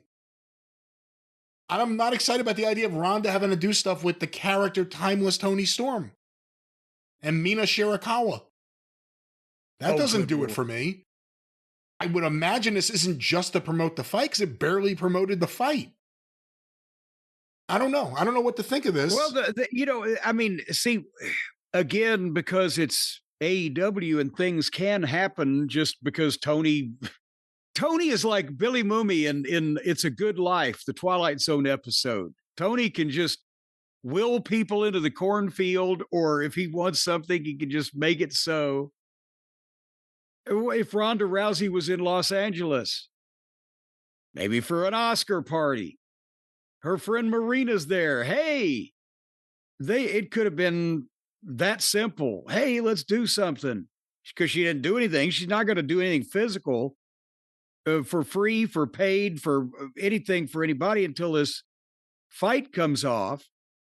But then the question is how much they sweet talked her about, oh, Tony Khan, he'll give you anything, $100 million, whatever you want, do anything when we can play. You can play with your old friend, and who knows if it's with Toni Storm, or just if she might be with Marina. Who knows? But again, nothing's going to happen until after this fight. What is the date on that cat fight they're having? That roll around, scratching, hair pulling cat fight these old ladies are having. You have any idea? I can't remember. The date is May 16th. Okay, so otherwise, nothing's going to happen till then of Ronda doing any physicality, but after that, it's how much she might want to hang out with Marina and take Tony's money. But that's the thing, is she's already said, I hated fucking wrestling. And these fans, or whatever she said about all of them, but she did like playing with her friends, which is the company motto here. And the last appearance she did was in Ring of Honor to get to play with her friend. I want to see Ronda versus Speedball. Oh, I do too, to break him in 15 fucking pieces. Do you have an issue with Tony Khan? Bully. Do you have an issue with Tony Khan bringing in Ronda? Is she someone, like, for all the negatives you pointed out, is that too much of a hurdle with this fan base? Well, I don't know. Again, we don't know the circumstances around this, or if any money has even changed hands, or past one appearance fee, if that, or what's going on. Again, Ronda Rousey is a name. People know she's a star. She can get eyeballs on the product. She doesn't have to. There's a lot of people that don't like their job and still can do it well because they're getting paid. And that's kind of probably why she bailed on the WWE, because they were kind of insisting probably she do it well. Tony would give her something. That's the thing. I'm not against the concept of using Ronda Rousey and paying her for her notoriety if you could motivate her enough to hold her nose and do it right. But I don't think that Tony knows what he's doing or can motivate her to do anything she doesn't want to do anyway. She'll be booked like everybody else, which is crummy. And she's not going to really particularly stick with it long term. So I would probably plan things that would help my long-term talent by association with her, whereas Tony will probably make her look like $1 million, and then she'll get tired of it and leave. Well, she's become like the ultimate anti-TKO opponent, right? She's fighting for a company that isn't UFC. She's had I believe, a falling out with UFC, and now she's going to the competition to WWE if she does anything here. I wonder if she's in the If we could just get her to, that's what I was about to say. If we could find some outlaw bull riders in the sky. Yeah, well, we'll see. Their friends were still on fire, and their hoofs were made of steel. Their coats were black and shiny, and their hot breath he could feel. Apparently, although she hasn't been there in a while, I think I saw Brian Alvarez reported that people in WWE that he spoke to were shocked, some of them, to see her show up in AEW. And again, headaches aside, I think that is kind of the name power AEW does need to get new eyeballs or expand their eyeballs or whatever it is. Ronda Rousey still is a name, and she's about to get attention for the next few months. And I think that they were probably shocked, because the shocking part is that she hates the fucking business and don't want to be in it. So they're thinking like, well, but she also loves money. That's the other thing. Yeah. And the only thing she's done related to wrestling since she left there was the one thing she did with Ring of Honor so she could be with Marina. So this is, yeah. All right, let's see how long until Shayna Baszler shows up. But Jim, if I had asked you in advance to make a pick, do you think that Ronda Rousey will be showing up at AEW Revolution? Would you have picked yes or no? I would have never picked that. Never, Brian, in a million years, I would have picked no, because I would have said, well, that'll never happen. And that's where I wouldn't have made any money. But if you folks want to make some money and win prizes, just be honored with all kinds of prizes and gifts and presentos and things that are beneficent to you, then you got to go along with our friends at Prize Picks, because here's the playoff push is heating up, Brian. Tournament hoops are here, and there's no better way to cash in on the high-flying hoops action than Prize Picks, where it feels good to be right, because with every bucket, every dime, and every win. So apparently you're going to have to go out and collect your dimes in a bucket and then pick right, and then boom, you're going to be rich. That's not the exact every way. Every bucket, every dime, and every win means more when you're playing on Prize Picks. So just go out there, and what you do is you collect enough dimes to come up with $5. And you can collect them in your bucket or a hat. A hat will work. Possibly some type of sack from dollar store, whatever. Any type of bag-like apparatus. It doesn't have to be a bucket. And you beg for people for dimes is what you do. And once that but they're only allowed to give you one dime each. That wasn't my issue, that it didn't have to be a bucket. It was be a bucket. But once you've begged 50 people to give you each 10 cents, that's one thin dime, ladies and gentlemen, and you've got $5, then you play it on Prize Picks, and you get $50 instantly in lineups right away from Prize Picks right on top of that. Use your own money, which you have gained through legal means. That is your money that you don't have to beg people for. Use your money how you want to use it. Hey, it's legal. Panhandling is legal unless you're near a sign that says no panhandling. What are you, a mind reader?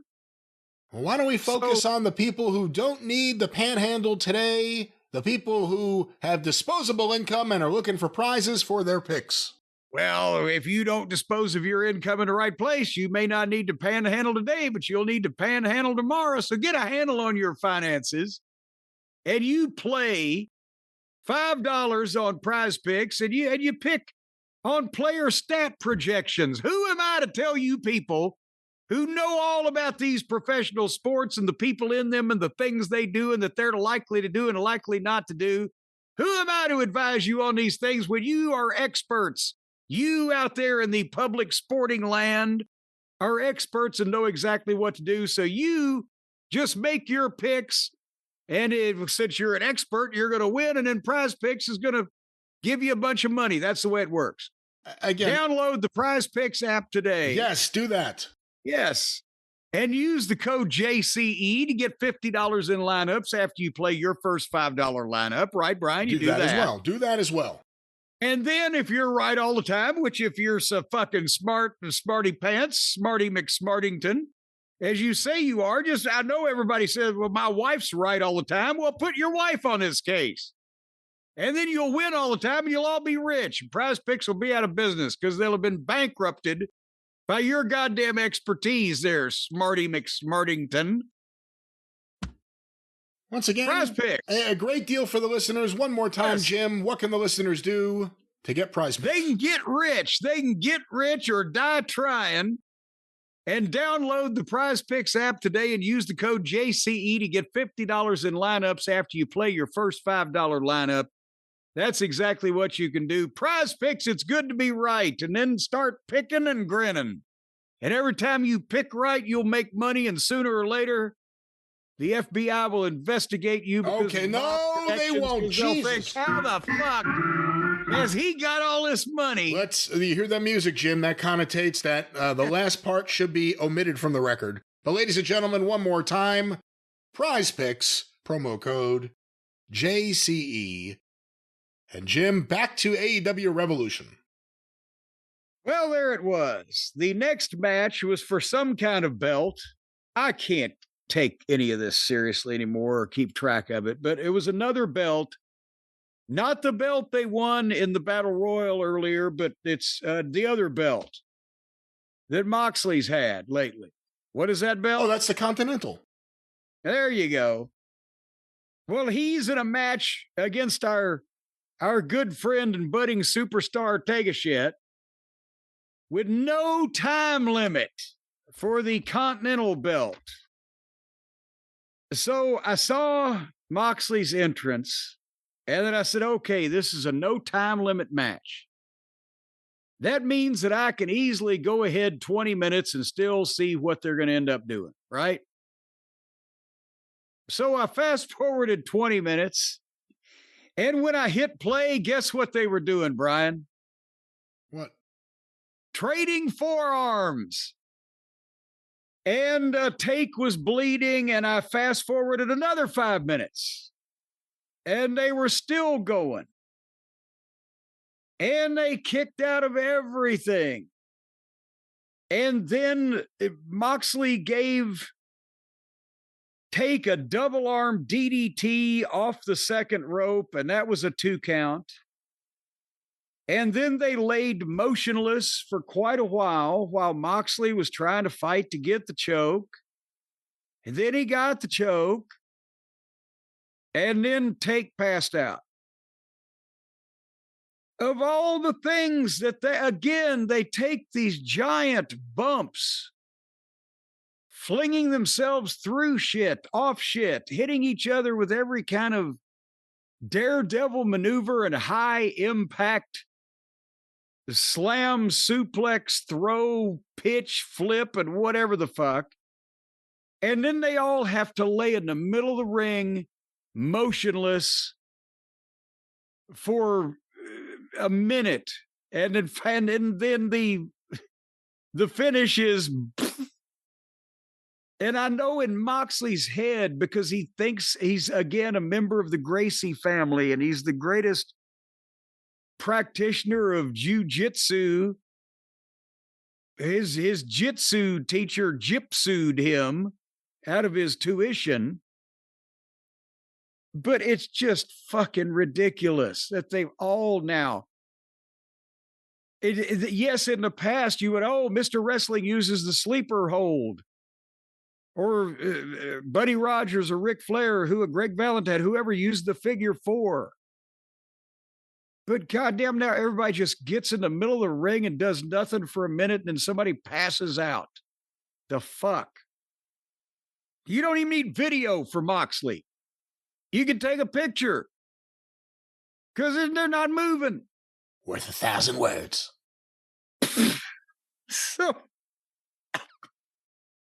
So anyway, then go ahead. What are you, before we go with what happened after that, what was your comment on this contest? Just want to say, if there was a night to give Takeshita a win, because it seemed like they were kind of building towards it, I think this was the night, and I think the fans wanted it, and I think the fans were disappointed they didn't get it, despite Moxley being a babyface now. And notwithstanding the angle they're about to do, their appearance they're about to do, and I guess you need a title in that mix to make it worth it, I don't know. Takeshita was kind of due.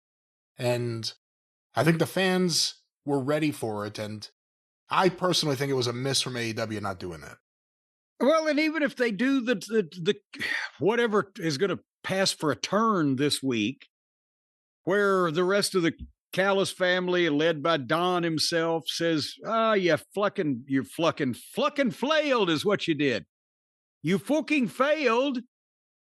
And so we're kicking you out of the group, and they're going to beat you, whatever they do, if they even do it this week, or maybe they'll forget the whole thing. But it didn't have to take 30 minutes, and it didn't need to just, I'll just choke him out. Get a quick one somehow, right? Because then all the Moxley stooges come out to the ring, Wheeler and Claudia, whoever the fuck. And Moxley and Take stare at each other, and Moxley offers his hand, so he's clearly a babyface. And Take shit, milks it like, I'm going to leave, and then he turns back and shakes his hand, and then he leaves the ring and goes to the back. Okay, so Moxley and his group are mad at the Callis family, and they're having this rivalry, but Take wanted to do it on his own, and that's what Callis is going to be upset about. And then the fucking lights go out. And then there's a video of it. Brian, would you let the doctor in this video work on you? Was he a creepy looking son of a bitch? This video seemed really unnecessary.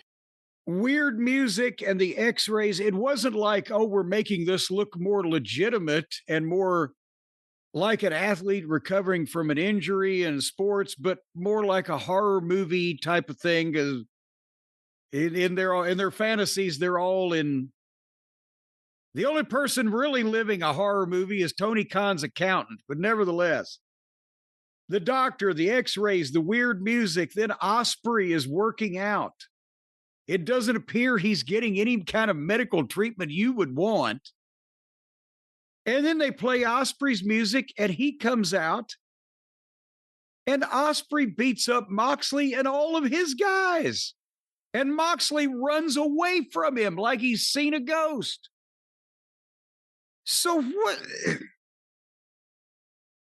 I can't remember, to be quite honest with you, because I'm confusing which one of their guys had to go for which type of surgery that was injured by who, when. There's been Kenny, there's been Swerve, there's been fucking Ospreay. But I guess Ospreay was put out 6 months ago or whatever it was by Moxley or his group, right? That's why he ran back out and beat him up. Do you remember? No, actually, I don't remember what caused Ospreay's injury, either in kayfabe or real life. No. Well, the point is, even if that was the case, Moxley's a babyface now.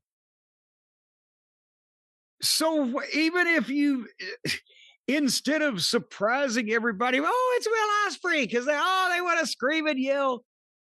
You can't have Ospreay say in leading up to this, sending in messages. Well, I don't care what people think about Jon Moxley now, or whether he's changed or what he's done. I know what he did to me. But what you just do is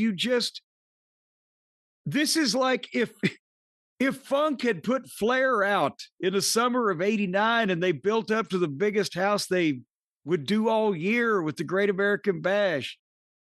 If in between Funk hurting Flair and Flair coming back to get in the ring with Funk, if they'd turned Funk babyface. If you were going to do this with Ospreay, why did you either turn Moxley babyface or allow him to turn himself babyface? And since they have become babyfaces, why would you then establish this guy as a babyface by beating one of your top guys and shaking his hand, and then this guy comes out and kicks the shit out of him and he runs away? What sense does any of this make? Again, 3 matches on the show and 3 returns or surprises, right? Christian and Copeland, 4 technically if you count Ronda. Christian and Copeland in the tag match, Ronda at the end of the women's match, and now Will Ospreay confronting babyface Moxley, who's wrestling Takeshita, who's technically a heel because he's in the Callis family, but has become like the sympathetic mute babyface in that group. He wants to do things the right way. Right. Yeah. It's been months now. He's been wanting to do things the right way. He had a problem with Okada that ended and no one turned. It just went away. Oh, I forgot. Yeah, when they were supposed to be like this big rivalry where they was going to blow this whole group apart when Okada and Takeshita finally. What? That's one of those things too with like modern booking, if that's what we're going to call it, where they pretend you're brilliant if it takes you 2 years to do what you should have done in 6 months. It's so brilliant. They're throwing back. They're calling back to all these things that happened. No, it's not brilliant. It took too long. And how many things that AEW you're have just right reminding now? us when we cared. Yeah. And again, with AEW on the show, the returns, the Christian and Copeland thing was to finish the feud that started almost a year ago that never went anywhere because everyone left TV. Ronda Rousey, who knows? And then Will Ospreay. If he's coming back for revenge, it's to finish something that started a year ago on this show. So, I don't know. And again, of all the people I want to see Ospreay work with, it's not Moxley. Oh my God, is it not Jon Moxley? And it looked like he almost broke his neck here. Guy just came back from neck surgery. The first thing he did, it looked like he almost hit his head. He'd dive off the top rope and land on everybody. But that's another thing, is with the one thing that everybody can agree on in AEW is that Ospreay is probably the guy that gets the biggest cheers and fucking and adulation. So why wouldn't you want him to come back against a guy that's hated and reviled so that you get the most out of the emotion?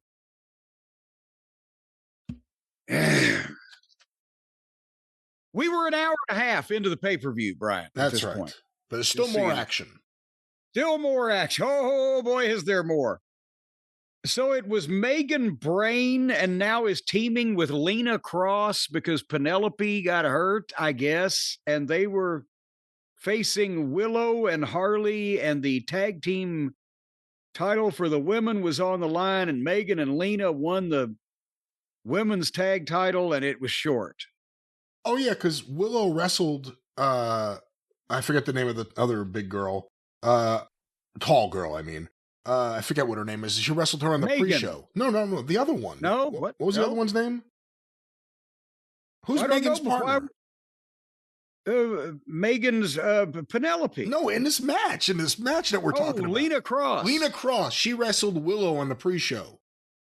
And like, even though Willow won and retained her title, she kicked the shit out of Willow. So Willow came into this hurt, and that plays into the story of them losing the belts. Well, wait, but what women's title does Willow have that's not the women's tag title? Because that's what they won in this match. I think she's the TBS champion, right? Oh, cry. I don't. Yeah. That was the women's tag match, folks. So then Brody King and Swerve, and who is the most dangerous man in AEW? That's what we want to know. That's what they've been, them's the fighting words that they've been fighting over. And as you may recall, that Swerve the other week on TV left Brody King fighting for air and fit for nothing when he choked him out with that vicious, he defied the laws of gravity to hang a man from the bottom. Anyway, on the entrance, what are you laughing about? Every man from the bottom. I've never seen anybody where the guy that was hanging the guy that was being hung was up in the air, and the guy hanging him was over, and all the guy had to do was stand up, and it'd have been fine. Anyway, Sockface was telling people that Brody King grew up in. Boy, he's used to living a hard life, folks. He's grown up in a rough neighborhood like Van Nuys, California. And I know it's Excalibur's thing to constantly tell people that he knows from experience because he used to be a wrestler. And he knows this, and he even mentioned his friend because they're all friends. It's all friends wrestling. His friend Super Dragon that invented Pro Wrestling Gorilla. He mentioned him in the course of the program. Called him a Southern California legend. This guy that no one has ever seen except for a handful of fans who got those stupid videos. They live in this world where they were important and they were famous and they were notorious. But again, Van Nuys, California. It may be the goddamn shittiest, worst neighborhood in the world, right? But if you say that, you sound like a goddamn idiot. Because it's not like a Hell's Kitchen, New York, or Halstead Street on the south side of Chicago, or whatever for the one-man gang or the Road Warriors or whatever the fuck. It's Van Nuys, California sounds like Disneyland to the majority of the people in the country, except for the people who live in Van Nuys. So, Brian, are you intimidated just because that tough son of a bitch that's coming at you is from Van Nuys, California? No. And I guess it's a good point to mention the commentary. This is the all-time worst Tony Schiavone performance in history. You can go back and watch any match. He had nothing to say. So sometimes no one else had anything to say either. So it'd be like, oh, this is amazing. Oh, God. He's waiting for someone else to come in and no one else has anything to say. So he just has to. No, he was reading a transcript of a Sika VHS from the 70s. Not the wrestler. Oh, this folks. is amazing. Not the wrestler, folks. Oh, God, I can't believe it. But he was so bad the entire night. Tony Schiavone, I dare someone to do a transcript. Any match, pick a match, and just write what Tony Schiavone said. It's unbelievable that there are fans who think he's still good or ever was good, but it's all sorts of awful. And the commentary, even with Excalibur, who sucks, would be worlds better if you want to do three men, someone other than Schiavone who doesn't add anything. And that's his whole thing. He's trying to add stuff in. He adds nothing. All he does is tell you how great it is, how wild it is. And then when serious shit happens, and it happened on multiple times on this pay-per-view, this exact thing, serious stuff would happen. And he would laugh. He would literally laugh. While, oh, that's amazing. Like, he's laughing at the fucking gore and the horror. Like, you're not supposed to be Gordon Soley didn't start laughing at Dusty Rhodes bleeding. So yeah, it's not just, he's always bad. It's counterproductive. It hurts the product, not having a good announce team and not having someone, if you're going to do all this hardcore shit, you don't want someone laughing at it as it's happening. That's my 2 cents on the commentary. Well, and we'll give you 3 cents because of inflation, but that's also, oh my God, I can't believe this is great. He's either just, he doesn't give a shit. He thinks all these people are out of their fucking mind and he's taking this kid's money, or he's trying to appeal to the young audience who he thinks that should be their reaction. Oh, this is great. They're being drugged through glass because the weirdos that he's around on a regular basis have brought him into that world. I don't know which is which. If it was the old Tony, he'd be like, you people are out of your fucking mind. I'm going to take your fucking money and make fun of this shit. But it doesn't seem to be what he's doing now. I don't know. But Brody and Swerve, they opened up trading forearms to determine who's most dangerous. This is where, again, I'm watching to see because I think they got something in Brody King. He's a big gimmick-looking motherfucker. He's moving around. He's applying himself. He is quick on his feet for a 300-pounder. He can, obviously, he's more intimidating than most of the roster. His promos have been somewhat better. So they got him away from a goofy Bandido as a partner and started focusing on him instead of being in a group.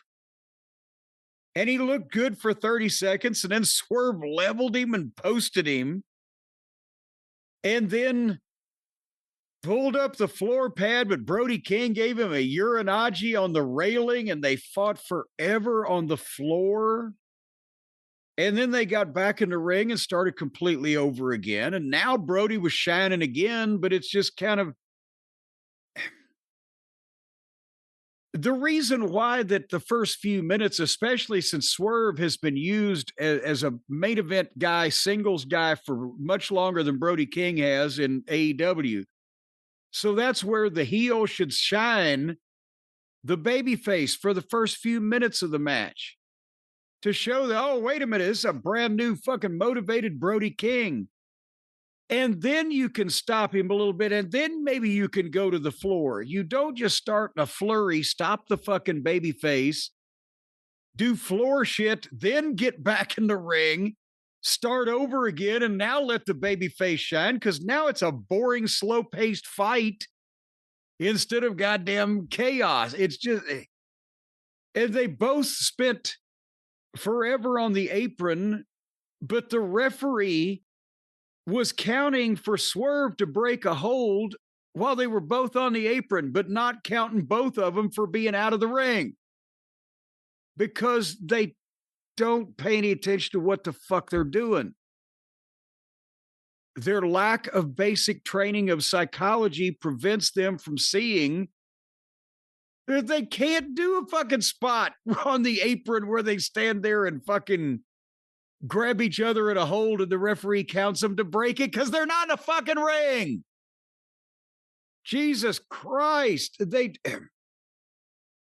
then they wouldn't get in the ring to the point where I lost the interest in the thing. And then Brody gave Swerve the black hole slam on the unpadded floor. And then they got back to the apron. I wrote, I don't know if this was a legitimate time, but it had to be 5 minutes. It may have been longer. And then they finally got in the ring and Swerve took a pad off the turnbuckle. And is this no disqualification? What I don't understand. They were on the buckle for a while, but they didn't ever run into it at that point. Then they went back to the floor where Swerve gave Brody King a vertebreaker on the floor. The thing where he drops him head and shoulders first on the floor. Boom, and Brody King beat the count, so Swerve gave him his double stomp off the top rope and covered him, and Brody kicked out at 1. And that's where I said, I'm done. I just gave up on it at that point. What happened? Swerve ended up winning after kicking Brody in the head. Just like I said with Takeshita, angle notwithstanding, it may have been time for Brody King to get the big win. But Swerve won, and of course, it set up the post-match. What was the post-match? You didn't watch? No, I was fucking completely fed up with these two fuckers about the time that they goddamn did 2 hospitalization angles and didn't goddamn finish this thing, and I just gave up and scooted ahead to the next end. Brody King should have won this because at least he's been halfway getting over lately. Yeah, the more I watch Swerve, the more I don't want to watch Swerve, so I understand. But Kenny Omega ran out after the match to confront Swerve, making a big return because obviously he's done with his Japanese commitment, so he can return from his latest kayfabe injury to go after the man who injured him. I was about to say, this is going to be the first time in the history of his career that he's actually come back to face the guy that fucking hospitalized him, right? Because before, by the time he's ever come back, they've done something else or people are no longer there. Because he never gets even with anybody. Has he? Omega? Did he get even? Has he ever gotten even with anybody? I don't know if you could say he got even with the Callis family. I guess not. When he broke apart from the rest of the Elite. I don't know. I never really went. Everything with the Elite never really went anywhere with All Elite Wrestling. No, none of them. They all just kind of wandered around till they got back together again because nobody else would talk to them. Yeah, they started AEW TV and then they're like, I know we added Cody to the Elite, but maybe we don't need him. Maybe we could just let him do his own thing. And look what happened. No, I guess Kenny never gets even. Again, maybe I'm missing stuff. I mean, him and Okada, I don't know. I guess not. And do you think in the way that things are going right now in AEW that Kenny should beat Swerve in any way, shape, or form? I do. I mean, do you think he should for the sake of Kenny, or do you think he should for the sake of the company? I think he should for the sake of the company. Because I think Kenny getting a world title shot or series of matches, there's still a little bit of time where you can get some value out of that. Him and MJF. I said it a few months ago. I'd like to see that. I don't want to see MJF and Swerve. I don't want to see anyone in Swerve right now. So I'd rather see Kenny Omega in that mix, and I prefer Kenny Omega's segments. I know he fucking sounds like a Canadian snagglepuss, but I prefer his promos to fucking Swerve's promos too. So I would rather have him there. Got a little pop out of you. Heavens to Megatroy! Ibushi's hurt! His leg's gonna fall off even! Exit stage left! And I'll agree with you. And because I would, now that I think about it, you present that case, I would rather see him against a fucking gimmick. But also, to be honest, at this point, as we'll get there, I'd rather see Kenny than fucking MJF. We'll get there. Well, Jim, on the topic of Kenny Omega and Swerve Strickland, and I guess even Brody King, 3 guys you could say more than likely walk to the beat of their own drummer. And maybe that's because they have the finest earbuds in their ears at all times. Those great earbuds that we love here in this house. Let me personally endorse it right here at the top. I love Raycon, and we think you would too. Jim, our friends at Raycon. Our friends at Raycon, you love them. Stacy loves them. I would love them if I had 2 functioning ears. But folks, I don't know whether Kenny and those other guys are using the Raycons or whether they're using some kind of, I don't know, big fancy damn name brand. You know the way they are. Designer stuff that's twice as expensive and half as good as the Raycons, because if they had the Raycon Essential Open Earbuds, Brian, they'd be able to hear other things. Not only would they be able to be hearing their own drum, but they'd be able to hear people around them screaming their name, cars honking, "Hey, dipshit, move out of the way!" Or some type of instruction of how to live their life. They wouldn't be wandered around in a fucking stupor, in a daze like they are right now. That's what you people out there in the cult of Cornette, you got to remember, you can't just spend your life wandering around in a stupor. You can't wander around in a daze. You've got to know what's going on at all times. And that's why the regular earbuds that block out everything, boom. One of these days, you're going to get run over by a rainbow bread truck. But these Raycon Essential Open Earbuds, they sit right outside your ear canal. Right at a small single-person paddle boat right outside the canal. So you get the really clear sound, but you can also hear the sound of a foghorn when a steamship is coming into your canal. Brian, there's been a great increase statistically in the number of people being run over by steamships.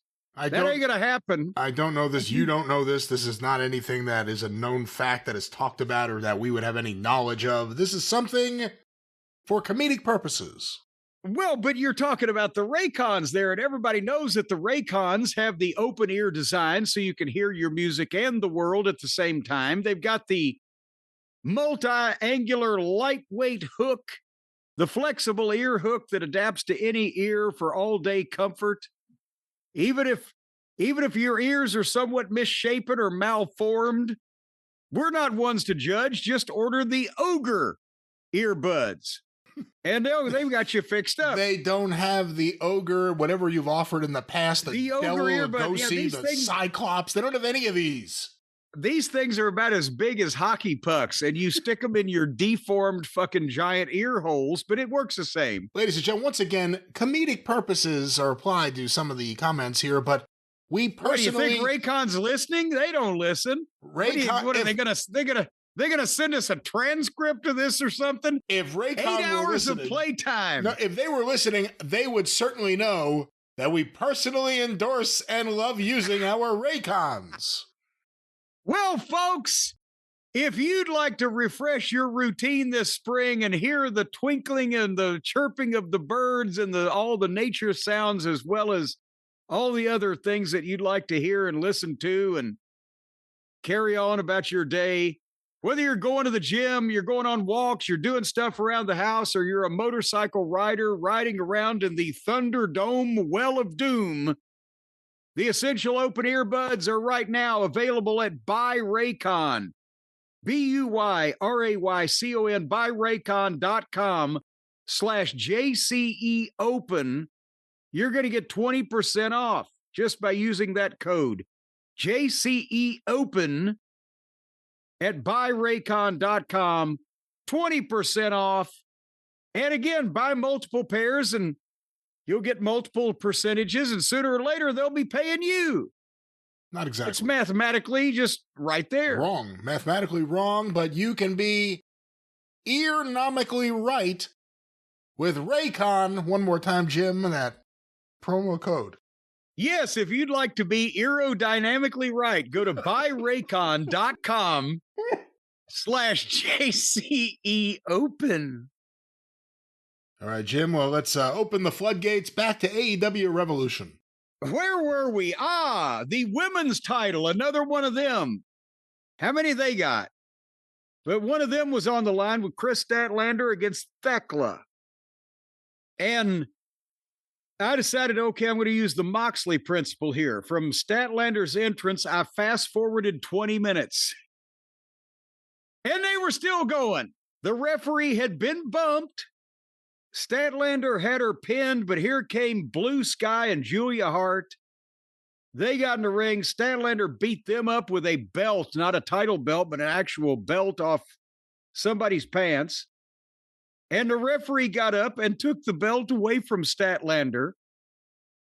And then Thekla gave her a spear, which that was the intent. But what it looked like was Thekla kind of went past her and she took a bump for it. And Thekla stomped her, the curb stomp, and then again, same thing, 1, 2, 3. Okay, the referee is knocked down, gets up after some period of time and sees one of the people in the match, which is not no disqualification, with a belt in their hand, and they just take it away and the match continues, and then the heel, because that was the babyface with the belt, the heel comes from behind and does a big move, and then another big move, and then without a cover after either one, and then another big move.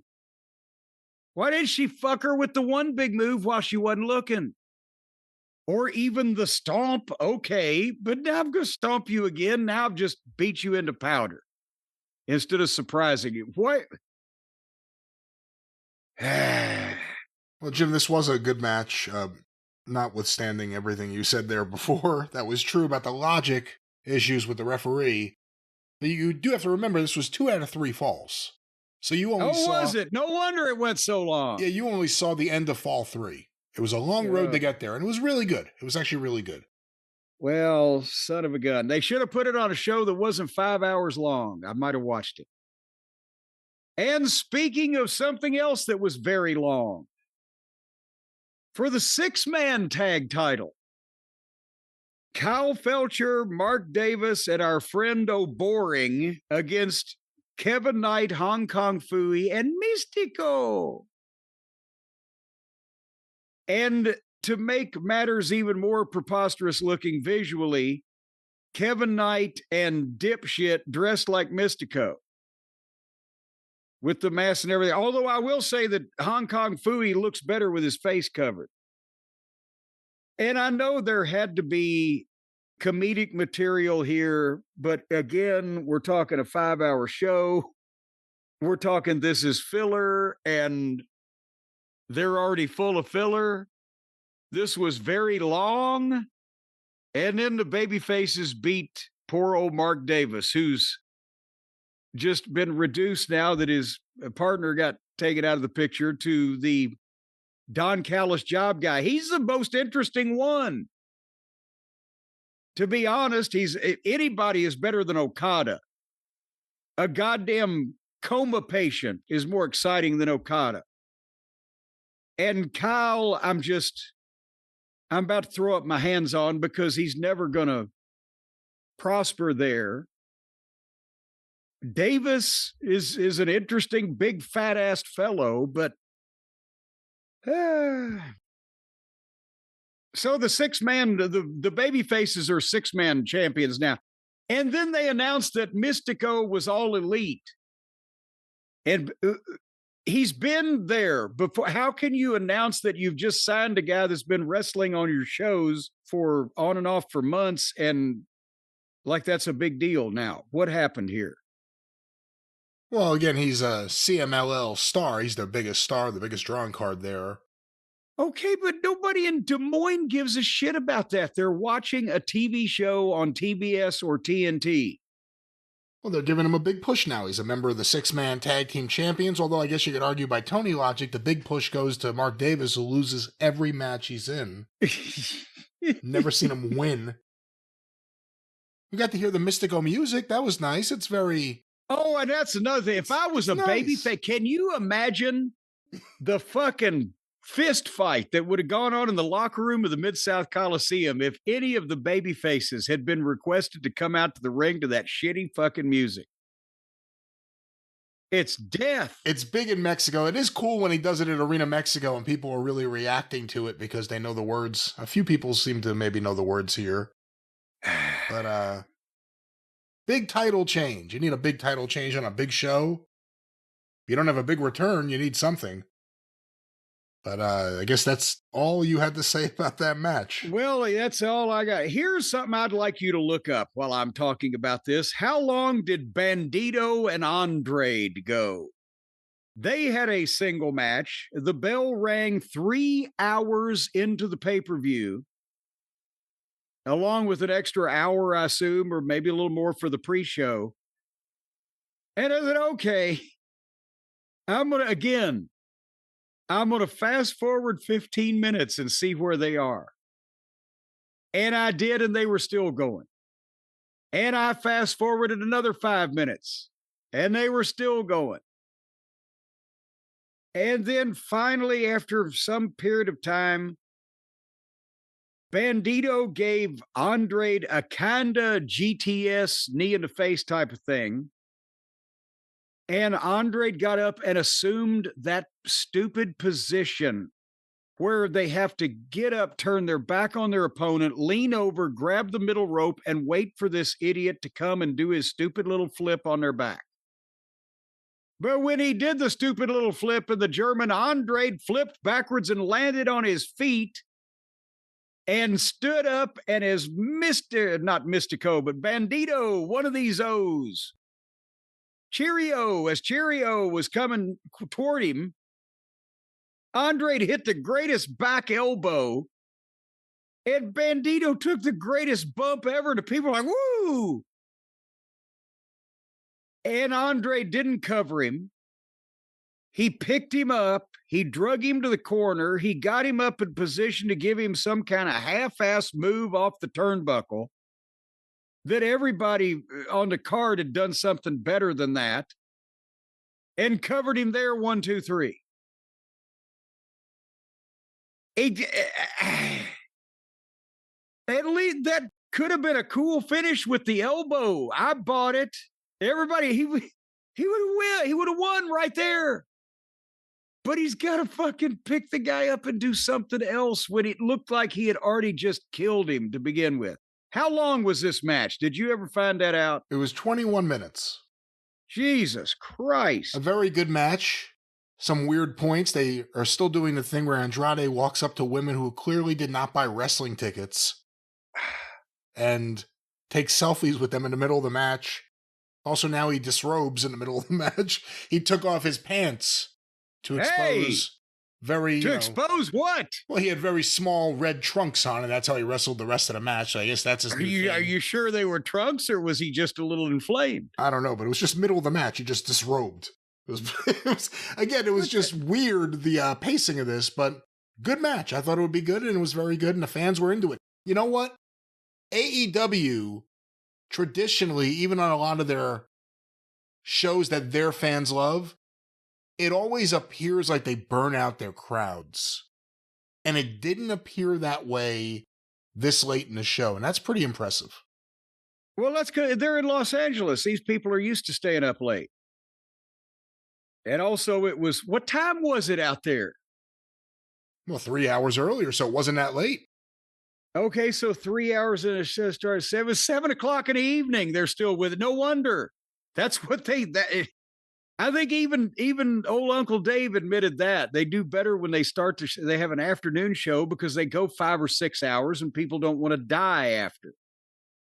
So they kind of did that here. It was an afternoon show on the West Coast. And there's something to be said for that. And I know I'm sure it was a wonderful match, but I don't care about these people because I can't even keep track of who the fuck the baby faces and heels are, much less who's mad at who and why and what belt that everybody has, which is why that they get the audience that wants to see nondescript, anonymous people doing cool moves. And that's what they get. Unfortunately, that's all they get because it runs everybody else off. And speaking of running people off, another 6-man tag, but it was a tornado match. That means nobody had to tag at all. They could just all play at the same time. Gabe Kidd and Chuck Connors and David Finlay against Pockets and Roderick Strong and Darby Allin. And I know you won't believe it, Brian, but they had a jump start into a 6-way on the floor. And I said, this is a perfect time for everybody in the building to get popcorn and me to take a piss and exercise my First Amendment right to fast forward. If they want me to take Finlay seriously, they can't put him in a fucking match with the mascot because I'm going to lose interest. So did I miss anything? Did you at least watch the entrance where Gabe Kidd does this funny thing again where he crawls out really? He doesn't crawl out slow. Like, it's not menacing. It's more like a bug who just hit daylight. Like, he goes from one side to the other like real fast. I keep forgetting that he's the crawler guy that you keep mentioning. I keep forgetting to watch him crawl. I apologize. I know you didn't watch this match. Here's all I can think about after this match. Gabe Kidd crawls to the ring. Some fan in the YouTube comments says he looks like one of the babies from Nothing But Trouble, the Dan Aykroyd movie, one of the giant baby characters. And then he did this promo at the press scrum afterwards, which a couple people sent to me. And it was just, fuck this, and fuck that, and fuck this. Like, shut up. Oh, God. He's another one like the Jay White voice? Yeah. But he curses. He's like the Shane Douglas of Jay White voices. Now, come on, maybe he's got Tourette's. That's been in the news lately. It's a thing going around. The crawler. Why do you crawl to the... Has it been explained? And I missed it because the commentary sucks. Why he crawls to the ring? Or he crawls out. He doesn't even crawl all the way to the ring. He starts out with like a little crawl, like choreographed thing, and then he gets up and walks the rest of the way. It's not even like he's fully committed to the full crawl. He's doing the tableau of the ascent of man, right? Down the aisle, he starts by crawling by the time he gets to the ring. That's funny. He's upright. I mean, he's like 7 feet tall by the end of the match. Yeah, and then he starts out, he's got fur all over him, but he about halfway down to the ring, he loses the fur. All right, well, unfortunately, you didn't get to watch this match. It's hard to take anyone seriously when, again, in 2026, they're working seriously with Orange Cassidy. Yeah. But speaking of how fur we need to go, sometimes they go too fur, Brian, and that we are here at our main event. And I know for everybody says, oh, Cornette still, he just can't see. MJF is not what the old gray mare ain't what he used to be, and Cornette won't admit it, and he still tries to take up for him. I can honestly say here, without fear, I think, of contradiction, that MJF was able to do something in this main event match for the AEW title, a Texas death match against old Hangnail Page. MJF did something that nobody else in the near 150-year history of organized professional wrestling was ever able to do, Brian. Do you know what record MJF set here? I don't. He had, in all those years, in over a century and a half, he had the absolute fakest fucking wrestling match that's ever been held. And think how much territory that takes in. All those rotten performers, all those ill-advised matches being booked down through history, all the crumminess and the not even mediocrity, but the just lack of talent and overall misery of this. And somehow MJF is the one who manages to take part in the fakest fucking wrestling match ever held. It's fake on so many levels that it really should be the subject of some kind of college psychology thesis. They're obviously not really mad at each other because they both engage in goofiness that you wouldn't engage in if you were really mad at somebody. Whether it be MJF doing a comedy video where he rides a horse. They went to Guntown Mountain again, found a fucking side of the road Western town tourist attraction. And he did the video in the comedy hick accent. And he's the guy coming into town to take care of something, and he pissed on Paige's grave with his little Western tombstone. They spent money on that. And Paige came out to the ring to a Good, Bad, and the Ugly song ripoff as close as they could get to some kind of Sergio Leone soundtrack without getting sued, trying to look tough with fake barbed wire wrapped around his fucking arm. And they just couldn't do the standard garbage wrestling stuff. They had to do every garbage wrestling thing that had ever been done all in the same match. And then go 10 minutes past that. And I'm going to give you an opportunity to speak before I make this a soliloquy again, Brian, but we must remind the people, as usual, it's not even really a Texas death match. It's a match where you win by a 10 count to being knocked out or a submission. They just call it a Texas death match. MJF paid homage to Terry Funk with his tights, and they bill it as a Texas death match, and they give its history back to Dory Funk Sr., blah, blah, blah. It's not a Texas death match. It's a garbage wrestling match with a budget. It's if Ian Rotten didn't have to serve tacos and hepatitis outside a fucking drive-through window because he was born a multi-billionaire. This is what we'd have got in the way of garbage wrestling. Stupid shit, but with a budget. And so anyway, do you have any comments to preface this thing before we go through some of the low points of the match? I guess I give my overall thoughts now. I hated it. I really hated it. Adam Page came out with different music than the fans expected, and seemingly the pop went away when they ended the music. It went forever. Nice tribute to Terry Funk by MJF. Actually made me think a little bit about Chris Candido, who did the same thing. What can I say? It was their chance to out Moxley, out Nick Gage, out Swerve, take every bad idea that's been used in this company, traditionally not in MJF matches, and bring it to this stupid match, which was built up in stupid promos, where Adam Page sounded rehearsed, trying to tell you that he's not even from fucking Texas. But whatever.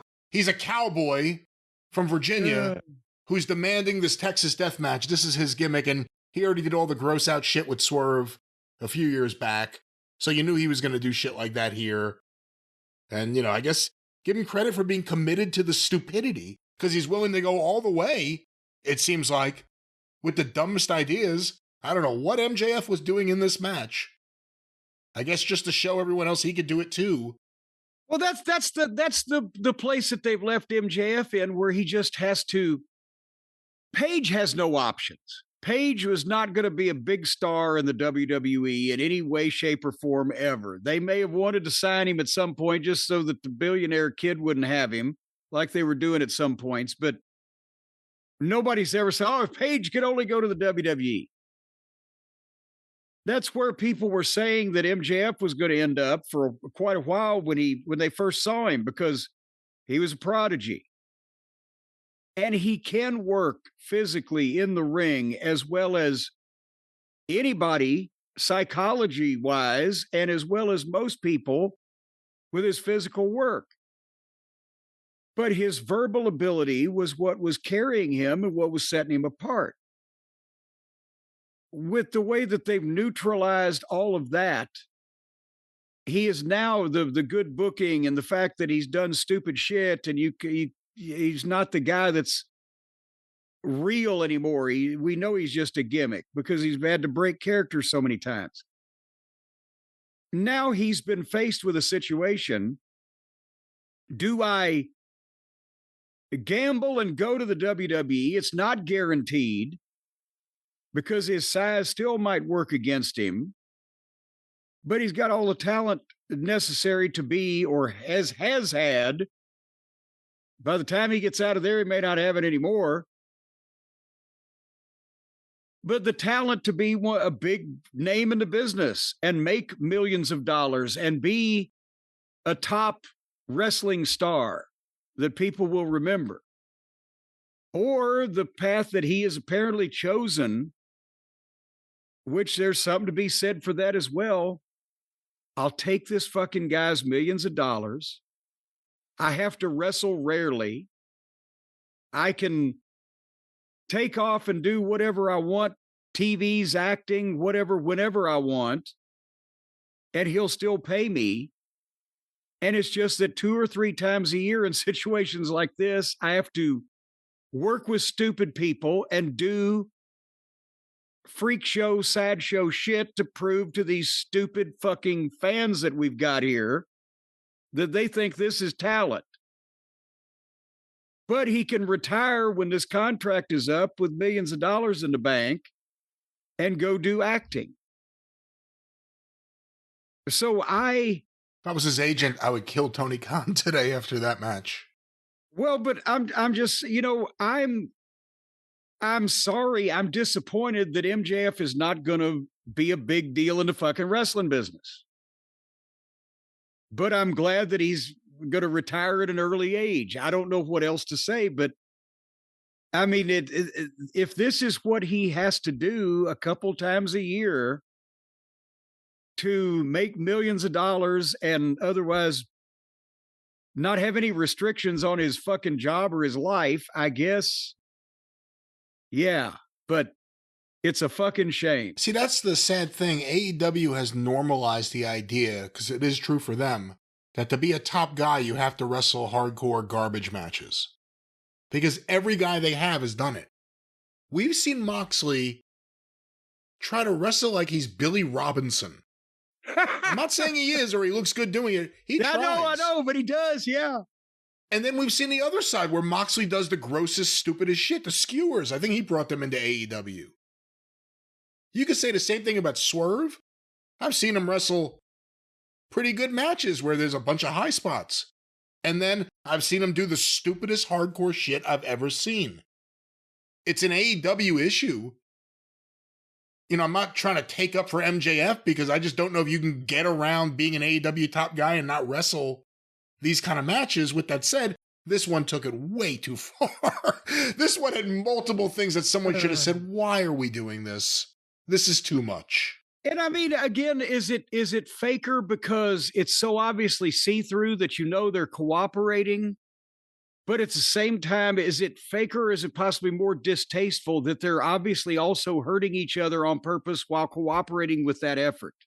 Yeah, there's no way those guys are not hurt today, like days after. Yeah, well, no, they're legitimately hurting themselves, even if they're not sore. I'm talking about cutting or fucking whatever.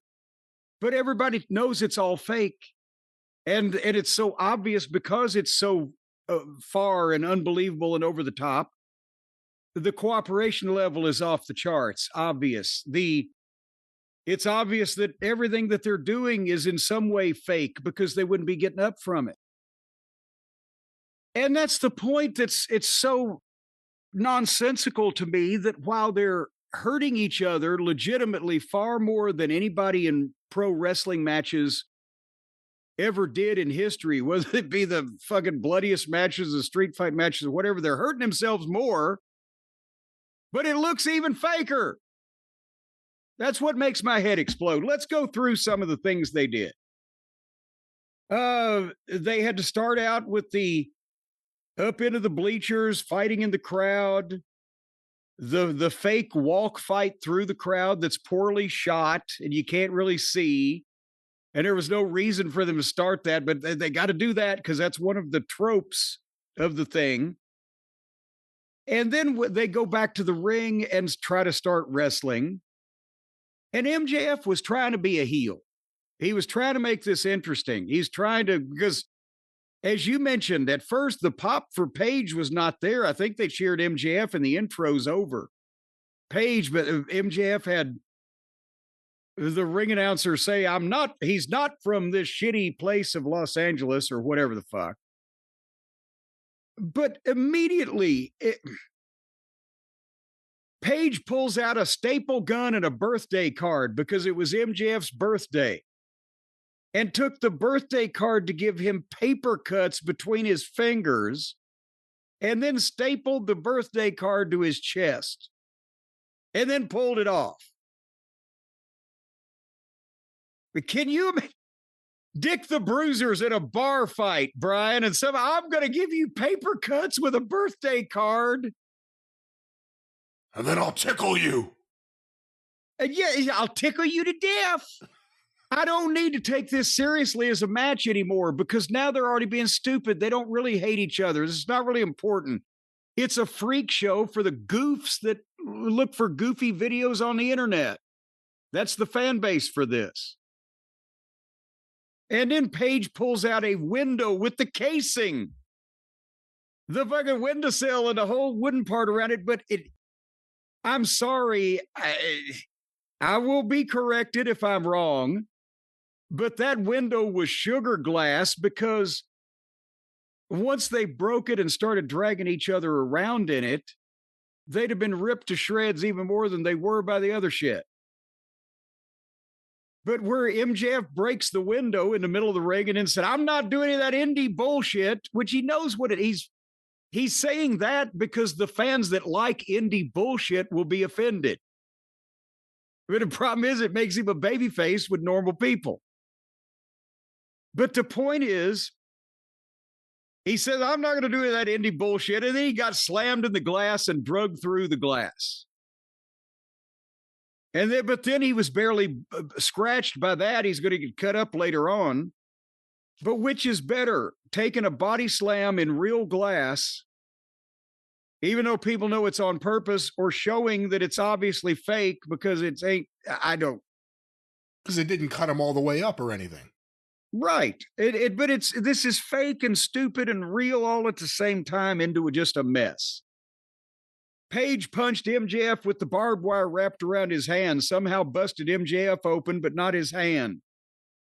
And then he gingerly put the wire in MJF's mouth and did a series of stupid stunts that kids watching Jackass when they grew up thought up. And MJF ripped Adam Page's head with a piece of the fake glass, and somebody yelled, "Do it again!" They're laughing at this shit. Well, plus, like you said before, the dynamic was wrong. He was the babyface here. MJF got a babyface reaction. Adam Page got no reaction. Yeah, because at least he's interesting. And they don't give a fuck about cowboys in Los Angeles unless they're in a fucking movie. But more body slams into glass. Then MJF took the broom and swept the glass out of the ring. And just took forever while Page is there selling. I'm just going to sweep all this out. It's a series of stunts and tricks, not a match. MJF stabbed Page in the head with a broken broom handle. Then he got the veterinarian syringe. Brett, if a doctor comes at you with that syringe, are you going to fucking bail out the window? Where did the syringe come from? It's somewhere out of a plastic bag from under the ring. Because that's where they've stored all their goddamn props. But it wasn't like a syringe for a shot for a human. It was a giant syringe with a 2-inch needle. And then he stuck it through the side of Page's cheek from inside his mouth out, shot the liquid out through it, and then left it there. Well, Page is standing up, starting to try to make a comeback with a fucking syringe stuck through his face. And of course, they have to get the close up on this. So you can tell it's real. What was the liquid? Because he was spraying it, but it was through his cheek. It wasn't like he was spraying it into his mouth or anything. No, it was just to show that it was really shot through. It was stuck through his, it was real. It's water, whatever the fuck it was. This will be my spot here. At least he didn't give him any goddamn air bubbles and kill him on the spot. Go ahead. Let me pause right here, and just say that this was the spot that I said this is the grossest thing I've ever seen in wrestling. And I thought the spot with MJF and the barbed wire in his mouth was pretty gross. I thought when Swerve and Adam Page were exchanging bodily fluids, I thought that was gross. The Moxley and the skewers. It's always AEW. They one-up themselves every time. This was the grossest thing ever. And here's the thing. You can't beat somebody at a fight or a match or anything else like that. It's just stupid torture porn shit for these weirdo internet fans that congregate to watch this crap. But you can't tell me that even if Page was sitting there, yeah, do it to me, that MJF doesn't have the cachet in the industry to go, dude, I'll do your other fucking shit, but come on. No. But he didn't. And, so that's why I say it's sad, but I thought he was going to be a star in the wrestling business. He'll end up getting rich from the wrestling business. He'll not be a star in it. And then there was the wire wrap chair and unending, AKA without end. Dead eye on the wire chair, more wire chair shots, so slow paced. Dead eye off the apron through the table. More nothing forever. MJF leaping tombstone pile driver off apron through table to floor. At that point, I wrote, I'm sorting mail orders. Then they started doing a yay boo at one point after the syringes and the fucking wire chairs and everything. They were doing a wrestling spot. Then they wandered around for about a minute and got light tubes and went to the entranceway. And then MJF obviously held still and bent over so that Page could fucking take the goddamn light tube and break it over his back. That sliced him up. And I'm sure he got blood poisoning from whatever that gas is. And then he kneeled there and stood stock still so that Page could hit him over the head with it.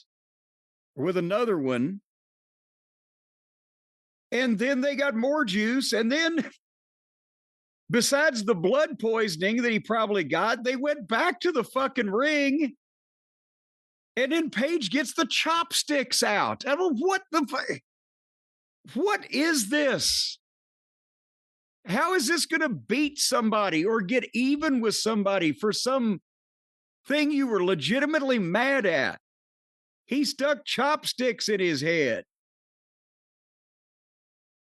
And we're 35 minutes in, they're not done.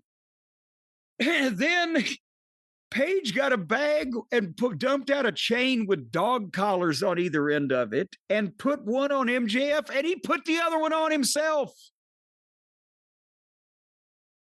What kind of fucking idiots? Yeah, proving he's an idiot. Yes, just idiots. And then he punched MJF with the big chain several times, like that would kill you right there. It's 3 or 4 finishes. Then he pulled out another table. That's number 3 they were going to break. And MJF has to lay there immobile while Paige sets all that shit up. And then at first I thought it was just him saying it, but I think they really thought Paige laid MJF on the fucking table and screamed for a lighter.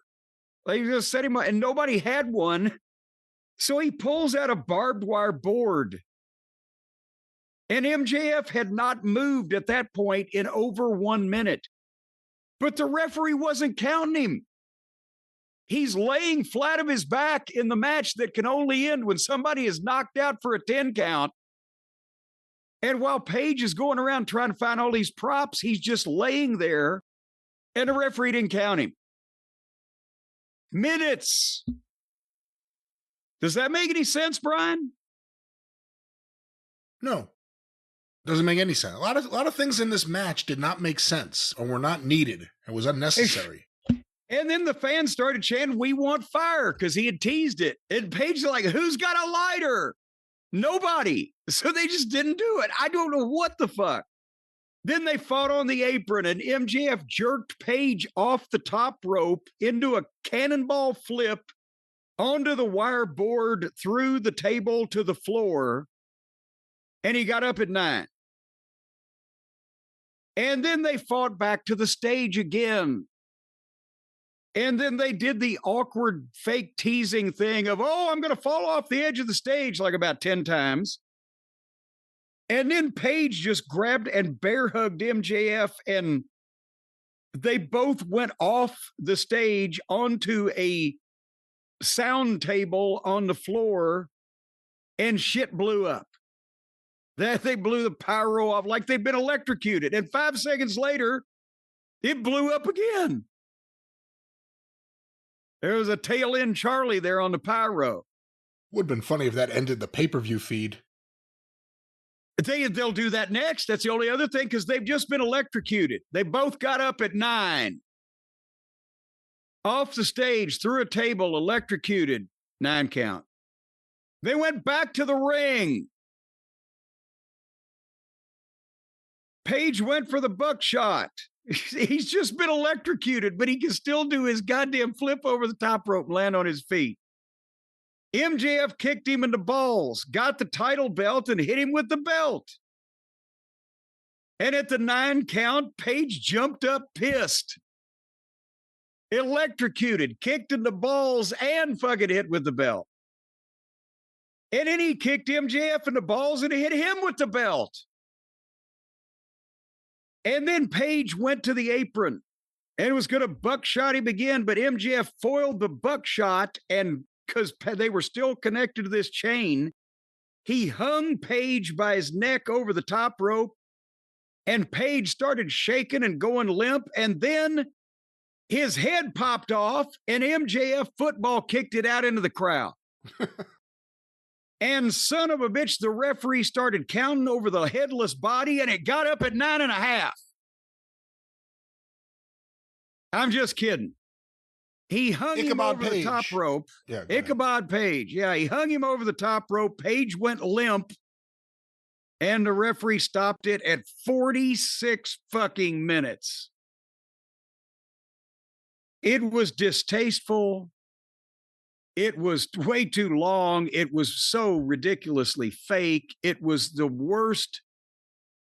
It was the appeal to the worst nature of every one of these garbage indie wrestling fans that shits on the business and doesn't take it seriously and just wants to see the Nick Gages and the John Moxleys and the sideshow geeks of the wrestling business that bite the head off the chicken.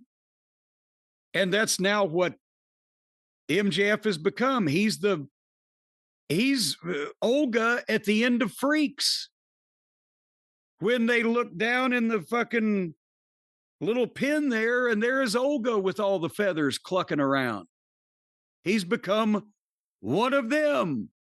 One of them. Gobble, gobble. We accept you. We accept you. They've accepted him. It's like watching Pavarotti become Milli Vanilli. Well, you could blame it on the rain or you could blame it on something else. This was the worst MJF match I've ever seen.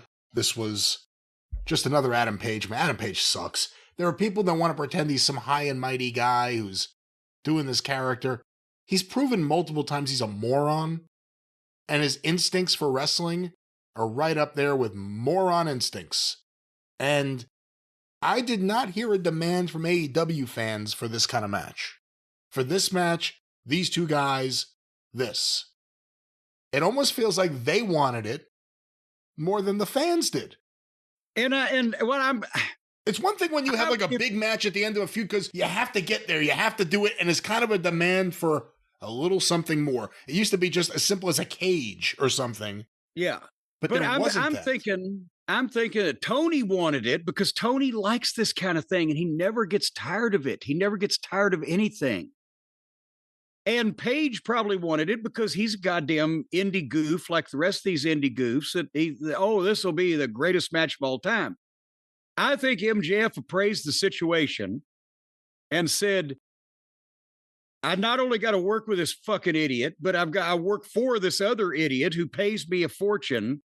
And the only fans that we're ever going to get like this kind of shit. So I'm going to lower myself into the sewer and swim in the sewage because I make a ton of money and I can do whatever the fuck I want. That's the only way I can rationalize a guy that I've met and know to be intelligent doing this is that he's given up on, because in the WWE, he'd have to work a full schedule and he would have to prove himself. And it would still be somewhat of a risk. They don't even work a full schedule. What kind of schedule? No, I'm talking about, he'd have to show up every week on TV. I'm not talking about 6 nights a week. I'm talking about he couldn't take off and do his own shit and he would be beholden, etc. Whereas here he just has to do this stupid shit every once in a while. But it's a shame, but that's the only way I can see that he willingly participated in this is he's just like, this is where I'm going to be because as long as he'll pay me this ridiculous amount of money, I can do my other shit. And he's 30 now. So he's over the hill. Well, again, I'm not going to take it all the way to where you're taking it. This was a disappointing match if you're an MJF fan. He's given up. He might as well have written a suicide note to the wrestling business. Oh, come on. Now you. I don't care anymore. I'll just let this guy pay me. He's trying to keep up with traffic. I'll go be Adam Sandler's fucking comedy movie partner. He's trying to keep up with traffic. He wants John Moxley to stop running his mouth in the back, maybe. I don't know. He's trying to, they're all doing this, and that's my guess. You can't be an AEW top guy unless you work this match. That's what I'm saying. Yeah. That's why he's decided, okay, I'll just acquiesce to this shit. Jim, coming out of that Texas death match, obviously you could see certain things that are going to be bothering these wrestlers the next few days. The cuts in the head, the cuts on the back, their hips, their legs, their back. Everything's going to be bothering them. Except their brain. Makes you wonder what's happening with their feet, because we can't see what's happening. They're wearing wrestling boots. And we know wrestling boots can't protect you like the fine boots from our friends at Brunt. Well, the thing is, Brian, this idiot Page, he was so stupid, he wasn't even wearing wrestling boots. He wasn't even wearing cowboy boots, but with wrestling soles, a la Dusty Rhodes or a Barry Windham. He was wearing boots with a heel on them, and he could have just tripped and fallen and broken his neck and hung on shit and slipped on shit. That's why you need the brunt boot, folks. And I'll tell you what, especially if you wouldn't mind dealing out some potatoes with your feet, the brunt boots are the ones to wear when you're wrestling because they'll take care of your feet. I don't know about your opponent's head. When you need to go out and work hard for a living, when you need to get down in the ditches with the T.C. Lee and the American Dream Dusty Rhodes' father, then you need brunt boots because they don't slip. They're waterproof. They're so furry lined. You could actually, I sometimes wear these boots on my hands if my hands are cold outside because of the nice, soft, and warm lining. That's not suggested, and of course we don't. How do you wear them on your hands? Do you go on all fours like an animal, or do you just wear them on your hands? Yes, and see, that's another thing because you slip these things on your hands, and you wear another pair, and you kind of walk on all fours, and you can convince anybody tracking you that there's two of you. So again, folks, once again, the soles. What? You're not getting. Now, I was out in the snow in my brunt boots. So all that snow and ice we had, I walked up and down a driveway when it was a solid sheet of ice, and it looked like I was doing the bat climb up the building. I didn't fall down once, and I'm elderly. One fall, that could have been all she wrote. So brunt saved my life this winter. And then now it's spring and it's all the rain and you get out in the mud and the muck and the mire and the blood and the beer that's laying all around in your yard. And you're just, sometimes in these normal cheapo boots, you stick your feet in stuff like that. And by the time you draw your foot up, the boot's still in the mud. But these brunt boots, they're going to stay on your feet and your feet are going to be dry, even though the outside of your boots, obviously, because you've just stuck them in a mud hole, are going to be just all fucking nasty. But then you're going to hose them off and they're durable and you go right on. That's the kind of a hard-working boot type of guy, what they need to not be stuck in the uncomfortable boots, Brian. And you know, sometimes the toes, your toes get in trouble when you're on a rough job site. Let's say you're tearing down the Egyptian pyramid to make way for a parking lot and a fucking Publix. You don't want all those giant blocks of granite and stone to fall on your toes unless you're wearing the brunt boot with the special toe that prevents your goddamn toes from being crushed, which you can also then use in a wrestling match to kick somebody in the head and do some damage. Well, we've gotten all the way to Northern Africa. Let's get back here to the United States, the good old-fashioned, hard-working man and woman who need the right gear on their feet. You need to go to Northern Africa and tear down no, it's Egypt. That's not Northern Africa. That's up what? In Egypt. Where's Egypt? Well, that's over next to Egypt. And also, Brunt offers a full range of high-performance gear built for tough jobs, from heavy-duty work pants to weather-resistant jackets. Yeah, as a matter of fact, this is what all the weather people are wearing when they're on the camera. The Weather Channel, when they're in the monsoon or they're in the horrible blizzard. Under the bottom of those nice Weather Channel jackets, they got Brunt shit on. Because that's heavy-duty stuff that keeps the weather out. Folks, right now, without further ado, go to bruntworkwear.com and use the code JCE. You're going to get $10 off of Brunt. Whatever, Brunt boots, Brunt pants, Brunt hoodies, Brunts of all nature. $10 off when you use the code JCE at bruntworkwear.com. That's right, a great deal from our friends at Brunt. And you know, you don't have to grunt when you pull them on. They got a loop on the back and you just stick your finger in there and you just pull them right over your heel. Even my flat canoe feet go right into these things. It's slipping them on. It's like putting on a new pair of skin. One more time, that promo code? JCE. JCE. Jim, following up on something we mentioned earlier, and then we'll get to what you watched on Raw. Ricochet, following up on his tweet, telling a wrestling fan that he's glad she got MS. What now? Is he mocking people for being in an iron lung next? What can be the next progression of this? He has put out a statement on Twitter. Here it is. at King Ricochet, I took out my hatred for the IWC on Sandy, and inadvertently others who are affected by MS. She didn't deserve it, and for that, I sincerely apologize. Moving forward, I'll do better. Any thoughts on this apology? It sounds to me like some adult in his periphery, whether it was either professional or personally, his mother, his wife, his boss, whoever, went and said, dumb shit. Look what you've just said. What the fuck? Look what you look like for saying what you've just said. And probably shamed him.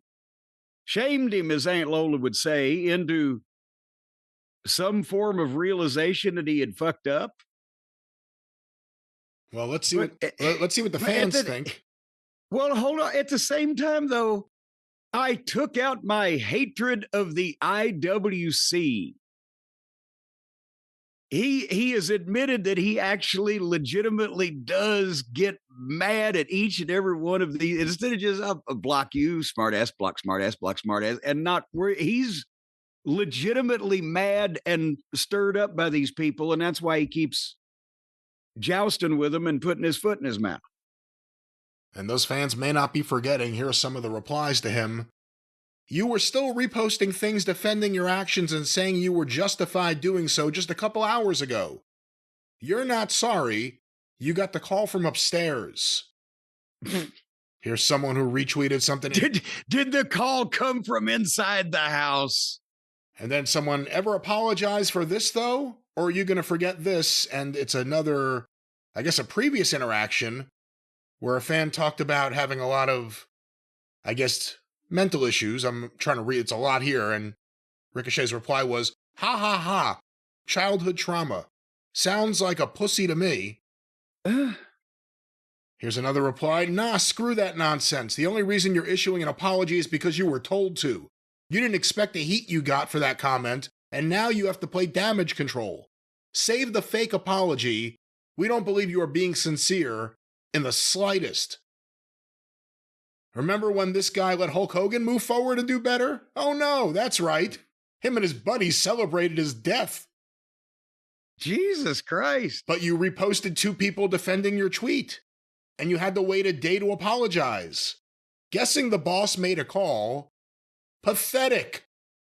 Oof. Here's another one. Nope. Sorry. The apology is null and void, since before posting the apology, you doubled down on what you said. Not getting out of this one that easy. In all respect, here's another one. In all respect, it might help you to give social media a break. And it just goes from there. I think you should retire. You've clearly lost sight of what it is to even be a passable human being in the pursuit of finding some kind of identity in the industry. But if you haven't found it when you're pushing 40, that really should tell you the answer. Holy shit. God damn. Wow. Is there any way to harness this complete disdain and disgust into some type of ticket selling entity? I don't think so. It's not like, oh, we want to see people beat you up. It's like we'd like to wipe our feet on you and have you disappear from our lives. Well, there it is. Ricochet obviously addressing the problem. And not again, if it was an isolated thing and he apologized for it, it would be one thing. But we've done other segments on this show about his behavior on social media, which you could argue he's trying to be a heel, but at a certain point, it's clear that there's something with him that's the issue, and he's looking for people to insult in a really insulting way on social media. Well, here's the thing, and again, somebody out there is going to, Cornette's want to talk for cutting promos on people on Twitter, and again, I've said, yes, every once in a while, something will come across my desk that I need to respond to some smartass, right? And I'll blister them and then go on about my day. I don't do it to random people that I don't know that have made any comment. If somebody's a smartass, I block them. And I think I have the world record for blocks. But the problem is that Ricochet sounds like he's fucking 12. You can't. He can't make the statement that I'm trying to be a heel and draw money in my character because he sounds like he's fucking 12 with some of this shit, and he can't form coherent sentences, or he's mocking people for their disabilities like you would if you were in grade school. Or maybe they don't even do that anymore. It's there's no wit, there's no professionalism, or there's no, he's just bleh with people. Either pick one and slice them to the bone and let it be an example for the rest that come in their wake, or just block them and go on if you can't fucking fence, because they're fucking fencing on guard. And he can't fucking do it. He just sounds like an idiot with an issue. You know, we've said it about fans. I think it's true for a lot of wrestlers. Social media is not for everybody. And if you don't have a thick skin, you should probably, if you're a famous person, stay off social media. And I would guess Tony Khan must have said something to him, because I can't see. He doubled down. He justified it, said because everyone attacks him and his wife, he's allowed to say whatever he wants to people. And then all of a sudden... Hold the phone there, cowboy. There's been many people on social media attack me and my wife. But if I made fun of a handicapped person for having their handicap, I mean, I can understand if it was, hi, I'm Joe Smith on Twitter. Well, fuck you, Joe Smith. Well, hey, I have 6 uteruses. It's a rare condition. Whatever. Well, I didn't know that. Yeah. I didn't know that. But would you mock a disabled person for their disability? I would like to think if I did that, Stacy would be the first one to come to me before, if I worked for Tony Khan, he would say, what are you doing insulting handicapped people? The fuck? Well, that's the latest Ricochet update. A couple updates here on the show. He issued a tweet. He lost in the pre-show battle royal, and he issued an apology. We'll see where we go from here. But Jim, where we go from here, and where we're going to end today's show, we will come back with the watch-along that we promised, either on the Experience or the next drive-thru. But let's go to WWE Raw. Yes, because when we promised that, we didn't realize that Raw was in between the flummox of the germostat, so we're going to do that now and this then. Is that clear? It could. Yeah, well, there you go. Sure. Yeah.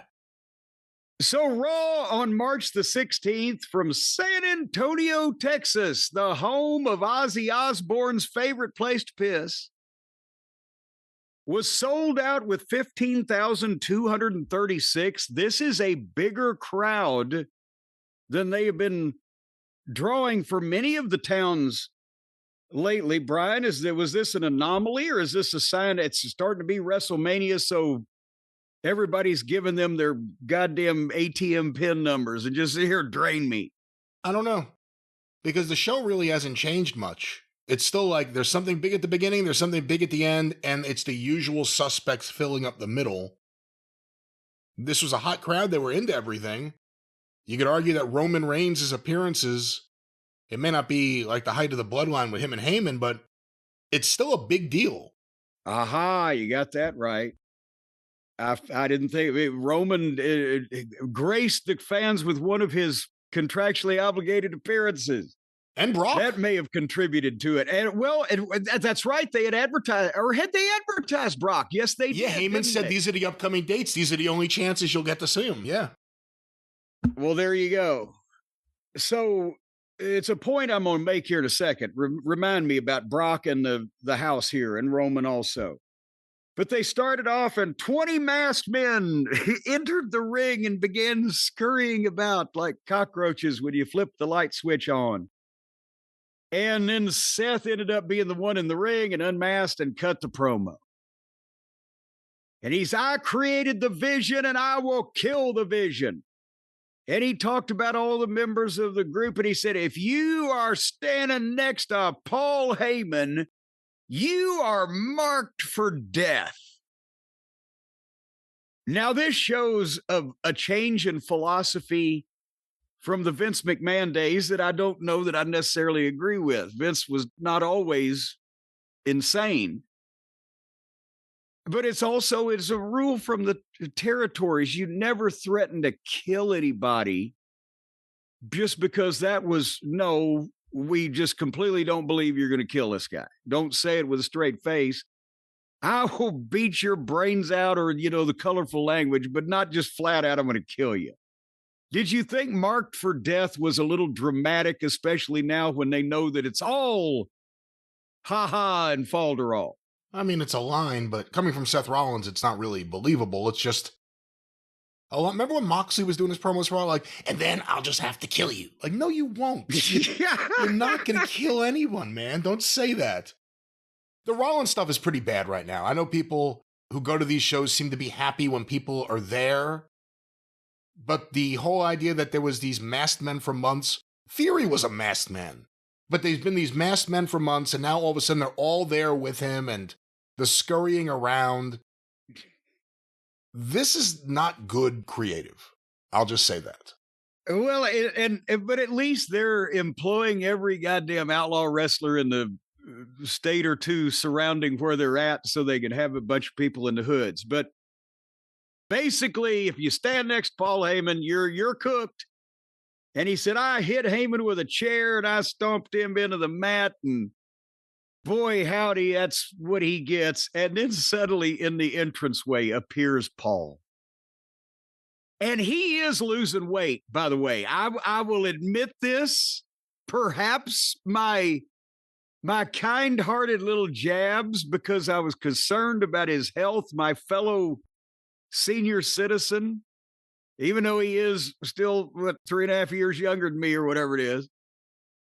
I've been concerned about him. I think he's taken it to heart, because I do detect there is some element of shrinkage all around in both the girth of his jowls and his general overall.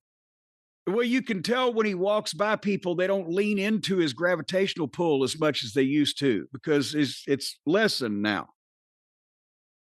But he was unshaven, Brian, and he had a red eye. I don't know what was did he put lemon juice in his eyes? This is a dedicated, a Stanislavski method motherfucker. And I'm going to ask you, you saw a cut on his nose. Did that cut look, because it wasn't bad, so it looked halfway legitimate. It wasn't like they'd tried to make a giant scar or anything. Do you think he bladed the bridge of his nose just for effect? When? It wasn't a fresh cut. Well, I mean, maybe immediately after the fact. But that's the thing, is he took a stomp into the mat. There's no reason. How would the bridge of his nose just up there been cut by that, since it wasn't a potato? And he had a gimmick bloody nose when he was leaving, but I just refuse to believe that he was actually busted open by what I saw on camera. But yet he did have a gash we can generously put on the bridge of his nose. I think he went to either that, or he did what I did after I fucking hit the mark in Columbia with the racket. I went home, and to make sure that I had fucking the marks, I knuckled my own nose in the mirror and at home before I went to the hospital to have him look at it. Anyhow, the fans were happy to see him back by chanting, "Fuck you, Heyman." And Paul was not speaking. He was just standing there like the living death and just quivering. And Seth was taunting him, "I'm going to pay you back for your betrayal every day until you're gone." And then Paul he's still in the entranceway and he's trembling, but he spoke softly. And he said, I wasn't going to come out here, but I wouldn't miss this for anything, because I'm effing with you because you effed with me. F-A-F-O. F5, and here comes Brock's music. That was genius. That was beautiful. I love the idea of Brock Lesnar coming back to defend Heyman. That's perfect. Yes, but I meant the material also and the delivery. And just the building up of the emotion until finally he found it with and so here comes Brock. And meanwhile, all of the masked men are surrounding Seth in the ring. And Brock's just taking off his coat and his hat. And he started walking around the ring and he killed about 4 guys on the floor and then a couple more. He's suplexing them everywhere. Those motherfuckers. I'm thinking, Jesus Christ. I think if I was in one of the black outfits, I would just go ahead and fall down and pretend I was one of the people he had already fucking got to. But anyway, he got in the ring and beat up about 6 more. And apparently Seth does not care about his minions at all. Did you notice this? He just standing there like, yeah, go ahead. Just kick the shit out of him. He was standing there too confidently. Don't you think? He was just standing there. He wasn't worried. Even when there was no one left except him and Brock, he didn't show any fear. Well, I think the insinuation is that he knew who was about to stomp on out there and save the day. But there was that's what I was thinking. There was enough time for Brock to charge at Rollins and just kill him. And instead, Rollins, you got to see him stand there and smirk. And I think that was good point. I think that was a mistake. Well, because Brock hesitated. See, he snoozed and he lost because now here came. I mean, they're facing off, as you said, but the lights go out and the fucking entranceway light, and there is Oba Femi. And he does his full entrance, and the fans are chanting, Oba, Oba. And of course, because of international wrestling law, Brock could not kill Seth Rollins at that point. He had to turn and stand and stare for this guy to have his entrance, right? But after about 3 minutes, and that's the thing, 3 minutes, all in the ring comes to a halt. So that's the thing that I didn't like about this particular piece of business here, as JR would say, the angle that they shot here. But having said that, once Oba gets to the ring and he's in there and they have the face off, the people want to see this shit. And Seth just makes a little move to distract Brock, very subtle, and it rolls right out, and Brock turns around, and Oba just picks him up and power bombs his ass. That pop-up fucking giant power bomb he does, boom, and lays him out flat, and stands over him, and then puts his foot on Brock's chest, which, by the way, for anybody that thinks that Brock's a prick, you can actually see Brock remind him, put your foot on my fucking chest. Because he's smart. He knows what he's doing, Brock, and he knows how to get over and he knows how to get people over. What did you think of that, though? That was the most surprising thing, I think, out of all this to me. We've never seen someone stand like that over Brock Lesnar. And point at the WrestleMania sign with the other hand. And right, I'll stand on the biggest box office attraction per capita in the fucking industry with one foot and point at the WrestleMania sign after I've just leveled him. That's the way you make the fucking star. And Brock is smart about business, and Brock also knows that he has just now created of an opponent for himself in a major main event. Not main event, a major money match at WrestleMania, which he's going to make, who knows, fucking 7 figures. Who knows what his fucking deal is for 10 minutes of work. Hard work, but 10 minutes. Who goes over? So I think Oba does. If they're really confident and wanting to launch him right now, and it seems like they are, then I think you take some of all of the deposits you put in the bank account named Brock Lesnar and take a bit of that out and put it in the bank account named Obafemi. And Brock Lesnar's account is still worth multi-millions, but the Oba account, it's just started like a Christmas account, the old days, right? You put a little in every week, it's growing, and that'll be a big boost. But here's the thing.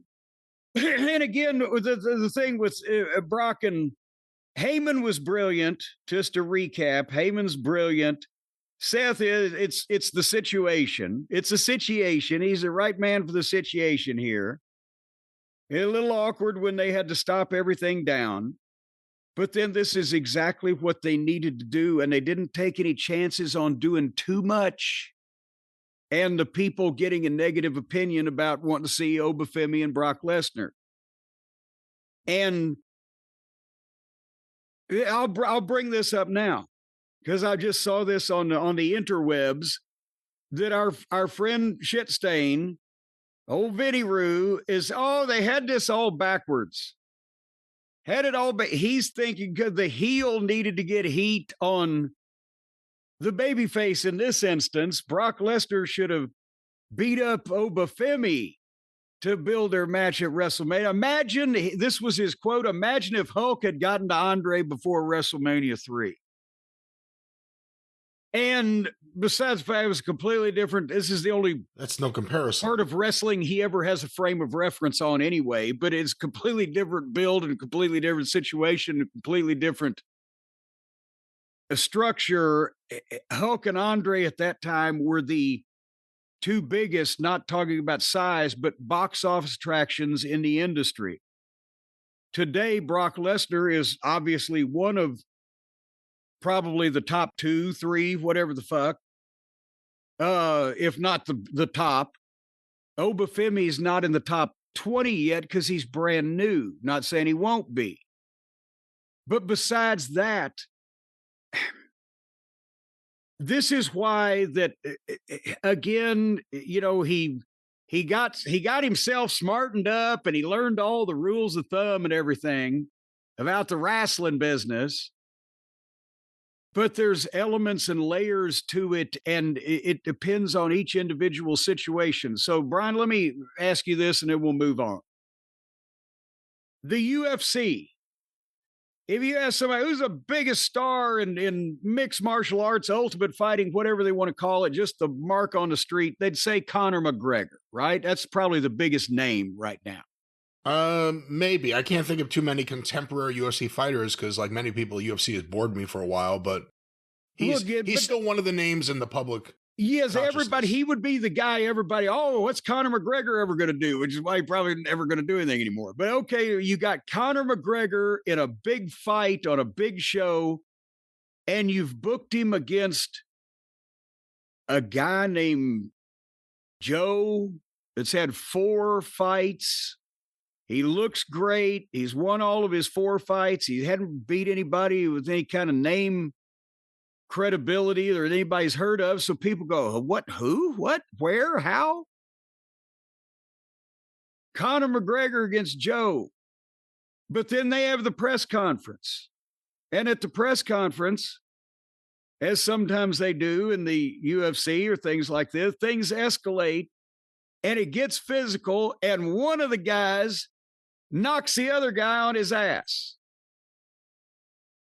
Does it make you want to see that fight more if Conor McGregor knocks Joe on his ass, or if Joe knocks Conor McGregor on his ass?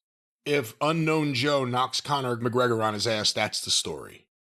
I rest my case. There's no comparison with this and Hogan Andre. Again, 2 completely different situations. It can't just be, they're all big, so it's the same situation. Completely different. This is what I had to deal with for so long, and people wonder why I'm mentally impaired. All righty. And they had a bunch of other shit on Raw. But one thing that I want to make mention of before we get to our main event of the evening, our boy Danhausen was in a backstage segment. Again, that's what he's been doing, but he gets a fucking giant pop now from the crowd that's watching on the screen in the arena when he appears in one of these backstage. It's a phenomenon that I'm starting to recognize, but still have yet to fully understand. It's a good-looking T-shirt. Everybody loves the creature features, the horror movie hosts, the quirky characters. I don't know how it applies to the wrestling program. But but the people love him, Brian. The cult of Danhausen out there. Yes, they apparently love him. You know, he debuted and he's been used just at the most maybe 2 minutes on SmackDown or Raw since. He gets a big pop. They've gotten You Are Cursed over. They've had things happen that could or could not play into the curse. The Miz's Mike going down, Dom losing the title. Could be coincidence. You know, I brought up, you know, he hasn't really explained what his motivation is when he says, why don't we team up the people? Someone pointed out, and they were right. Way back when we played his cameos, he explained it. He's into it for the money. Everything he's doing is for the money and the gold and everything. So it makes sense. He gets a big pop. They've been doing it now 2 weeks in a row where he comes out during a commercial break. I think this week he had a cannon to shoot T-shirts into the crowd. And it gets a big reaction. And the social media clip of him doing something pretty basic, throwing T-shirts into the crowd, is getting a lot of attention because people right now, after that initial debut, they want to see him. And I guess you could argue maybe WWE is handling this right. Maybe they're not giving too much Danhausen. It's just a little bit here and a little bit there. Just a little drop of Danhausen. Unlike a Orange Cassidy or a El Lizard, not El Lizard, I did it again. The lizard guy, Iguana. He actually has material. He's actually a sharp guy, you could tell. Not that El Lizard is not a sharp guy, but we don't know. He's not doing material. You don't need to worry about hurting his feelings at this point. Yeah. But basically. But you could tell this is a sharp guy with comedic instincts, and they're using him just a little bit here, a little bit there, with mostly comedic-based characters in the back, from Kofi Kingston to The Miz. And he's getting over with these fans. Well, and that's what they had. Kofi was in the back giving Javon some, basically telling him what to do. And Javon was like, well, I don't want anything to do with you. And he walked off. And Grayson Waller came in, but it didn't look like that they were getting along too well, Waller and Kofi. And then suddenly, again, from stage left, they noticed Danhausen. They did, he's there. And they get the big pop from the people in the building. And Danhausen wasn't, what about being a member of the New Day? And Kofi blew him off and wanted him to leave. And Danhausen did the thing where he started to draw back a you are. And I'm trying to say it correctly. Kofi shoves Waller in front of the curse as it comes around. Cursed. And then Waller's like, oh, shit. And he argued with Kofi, and Danhausen disappeared again. I still think they ought to do the daggum 360 spin, and he's nowhere to be seen. He can just do a drop down. But nevertheless, I'm wondering, like you, how they're going to apply this at some point. Or is he just the impish, person that inhabits backstage every once in a while? Or does he get 2 minutes with Danhausen in some fashion I don't know. I mean, eventually you got to think he's going to work a match. He is a wrestler, although a smaller guy. Oh boy, he is a wrestler. I don't know whether that might kill the whole deal, because then they'll have a higher probability of hooting at him as a not up to fucking WWE standard wrestler, possibly, than as a fucking quirky, funny character around it. I still remember that one spot he did, we saw in Ring of Honor, where he went to the floor and he got himself between the ring and the apron, and he just popped his head up and was like, ah!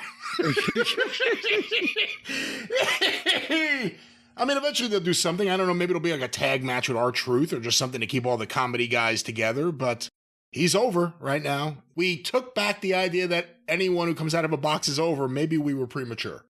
Well, I think both of those things can be true. On that night, he wasn't over because of the situation, but it was neither his fault nor the box's. The box was an innocent victim in all this, Brian.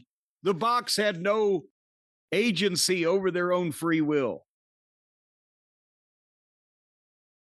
Well, did you see? That's a deep subject, as Aunt Lola would say. Did you see Penta versus Dragon Lee? A really good match here. Well, I'll take your word for it, because I think that's something about the plumber happened right about then. What about me? And not that one, the one that actually called to come to my house and fix something rather than... You need me to adjust your pipes? Bleed or maybe on it. I'll just kill you. Yeah, you can... I wonder if... Is there some way or another that Moxley could start a service at least in the Cincinnati area where he'll come to your house and bleed for you for a certain amount of money? I'll likely put my name on it, but it'll be Wheeler and Garcia. They'll be the ones coming to your house, but I'll be in the commercials. We're the pinch bleeders, but where would you like us to bleed, ma'am?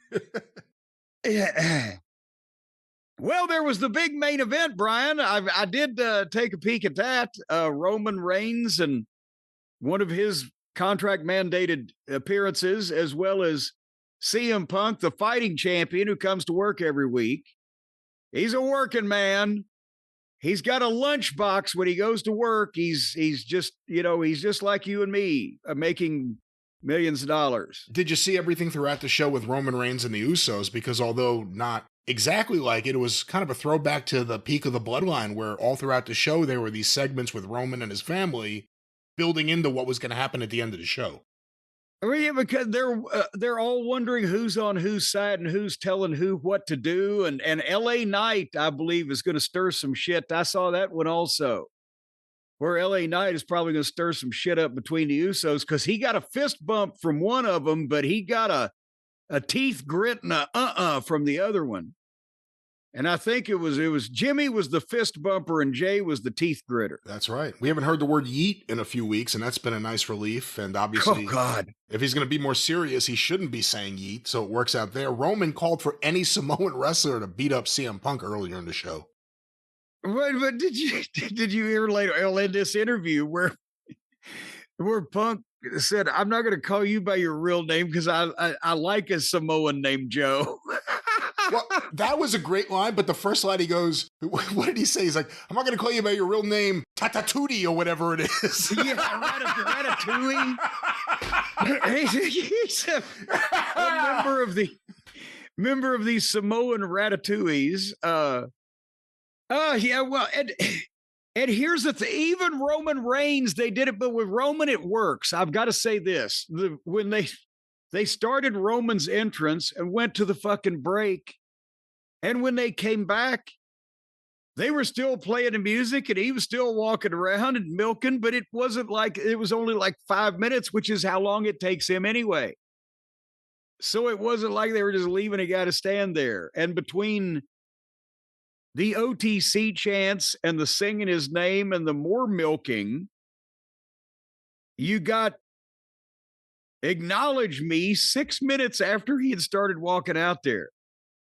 And then some more milk afterwards. But in this instance, it's working because now they've got to focus and there's something people are looking forward to at WrestleMania to see these two fucking guys. So Roman starts putting himself over and, it shows whose show this is. And I close the show and Phil gets a little confused. He thinks it's his show. He's so condescending. And that's why, God, he's such a good heel, right? But in this instance, it still works. It's him. And he called Phil out to handle some business. And the fans are just CM Punk.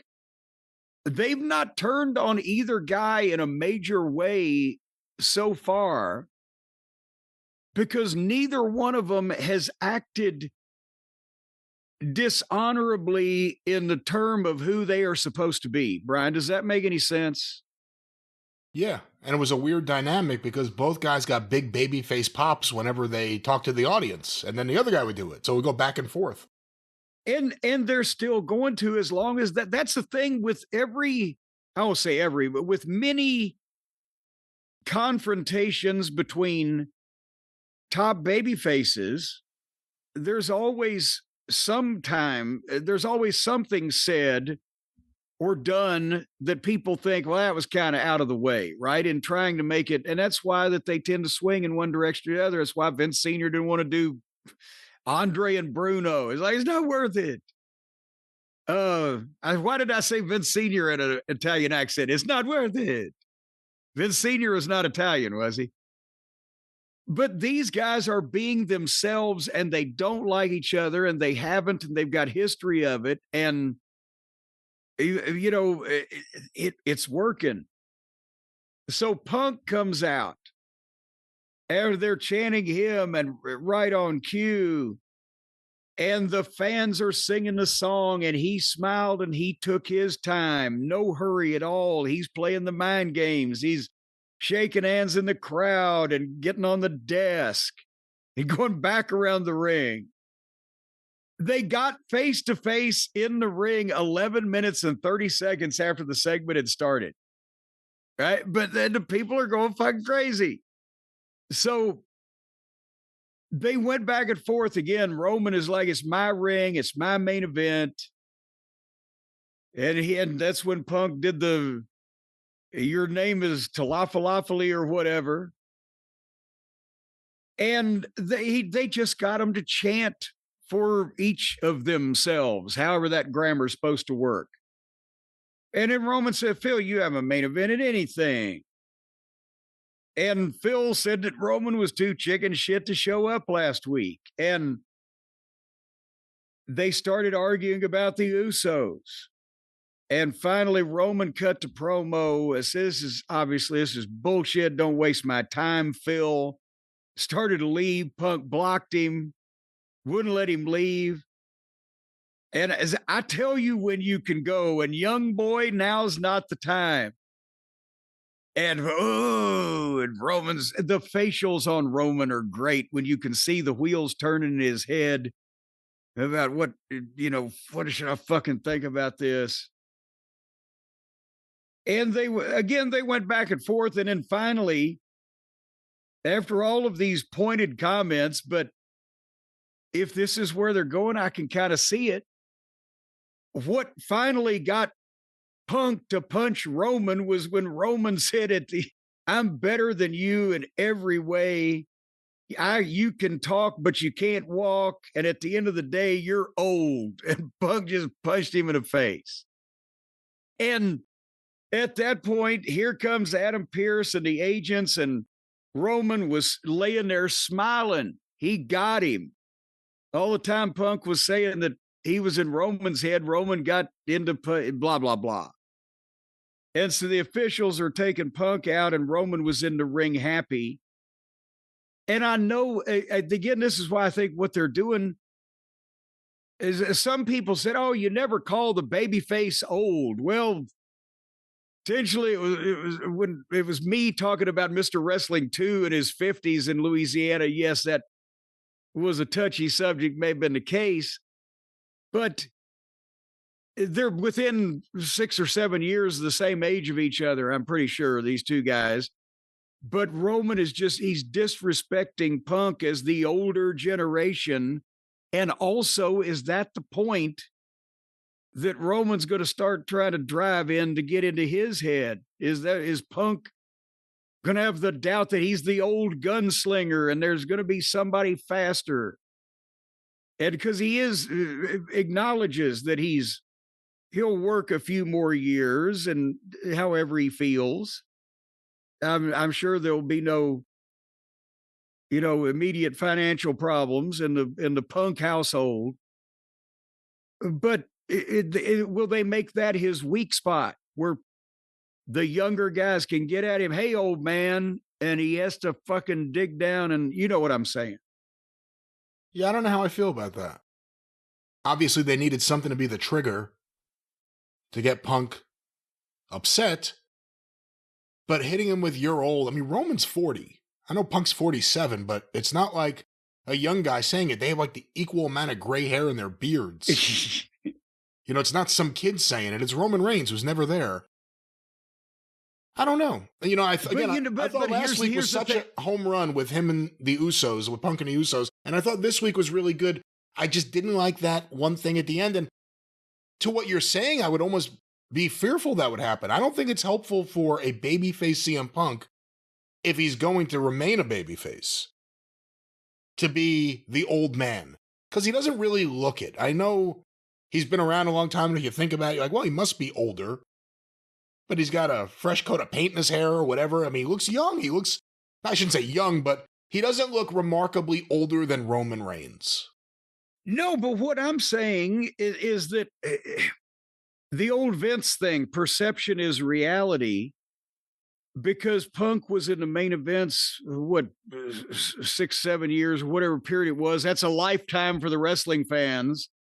Before Roman was, they believe that he's of the previous generation. But what I'm saying is not that Punk would then come out and admit, yep, I'm fucking done. I'm over the hill. Shit's falling off of me everywhere. No, he would make that his the only reason I can think of why he would punch the guy on "you're old" as the ultimate of insult is that may be his mental weak spot, which is where he launches a campaign to show I'm not fucking over the hill. I'm going to be as good as I ever was. I'm still the greatest of all time. I'm going to defy Father Time. The positive aspect of that after Roman gets into his skin like that, not to just roll over and go and then prove it. If he's, you know, he's the champion. He's proved it. I mean, exactly. It's one thing if he was chasing the championship and he got called old and he has to overcome that, but he's overcome it. He's the world champion. He's overcome. Well, that's what I'm saying, because I don't believe that they will put the belt on Roman, who, again, as we've noted, appears intermittently rather than Punk. So I think Punk is going to say, the old man's about to kick your ass. That's what I'm saying to you.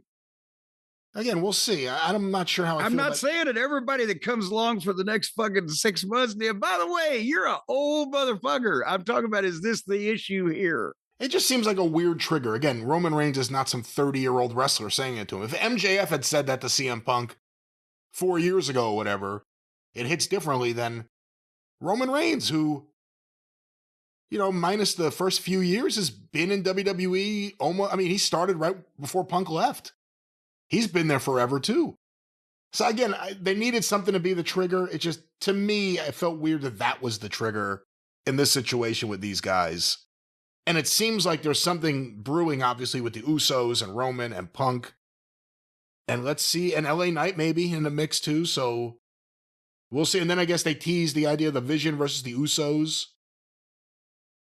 But what do you feel about the main event, Beal? Well, and that's, unfortunately, with the Austin Theory and Logan Paul being the last remaining people with vision in the Vision, they almost have to go back and do what they did with Breakker and Reed and put the tag team belts on them to give them something to show that they are championship quality, caliber, whatever. It might elevate the tag team title if Logan Paul's a part of it right now. But I think, you know, that may be where they're going with the Usos. But independently of that, do we have the Usos? See, the problem, I think some of this teasing is, if they Bloodline was great, but is Bloodline 2 going to be as good of a sequel if they start having the Usos on different sides of each other, or different opinions on who needs to be told what to do by who, and, you know, who's taking up for the family? That was what made it good before, but all that stuff has kind of been settled to the point where, is it going to look like a rehash? Well, we shall see. That was the Main event. Did that sound like hash? I wish I had some hash right now, but that was the main event of WWE Raw. Corned beef? Not corned beef. Or not corned beef, the real deal. Or just Moroccan. Just regular. Moroccan. Oh, what kind of meat do they use over there in Morocco? Well, once again, that was WWE Raw. We will stay on top of what happens on Raw and SmackDown on this road to WrestleMania. And with that, we have a whole lot more to get to, but we will continue on the experience in a few days. The drive-thru is closed. Oh, let me bend over. Oh, I threw up my back. I gotta... Ah! Oh, don't bend for things. Just take a small bow. Uh-oh. What do you mean, uh-oh? What the hell's uh-oh? Uh-oh. You've hurt your back for that. We'll be back in a few days. Care of yourself. We'll be back in a few days on the experience. And of course, next week on the drive-thru. Go through the archive, patreon.com/Cornette. $5 a month gets you access to the archive going back to 2013. Patreon.com/Cornette. The official Jim Cornette YouTube channel. Full episodes, clips of the episodes, omnibus collections, that very popular George Livinitis artwork. Just go to YouTube and search for Jim Cornette. It'll come right up. Of course, Cornette's collectibles at JimCornette.com. What's going on, Jim? Go there right now, and you can not only purchase all the fine products we have that are on sale now, but you can preview the ring-worn and ring-used and custom one-of-a-kind items that are going to be on sale starting Saturday, April the 4th. JimCornette.com. At JimCornette.com. I'll drop my pen. Of course, the drive-thru is brought to you by the loves of Stephen P. New, 877-50-STEVE. Get even with Stephen at newlawoffice.com. Listen to the wrestling news each and every day, wherever you find your favorite podcast. Look for Arcadian Vanguard's The Wrestling News. But until the experience in a few days, and next week back here on the drive-thru, for Jim Cornette, I'm the great Brian Last. Tally-ho! Ouch.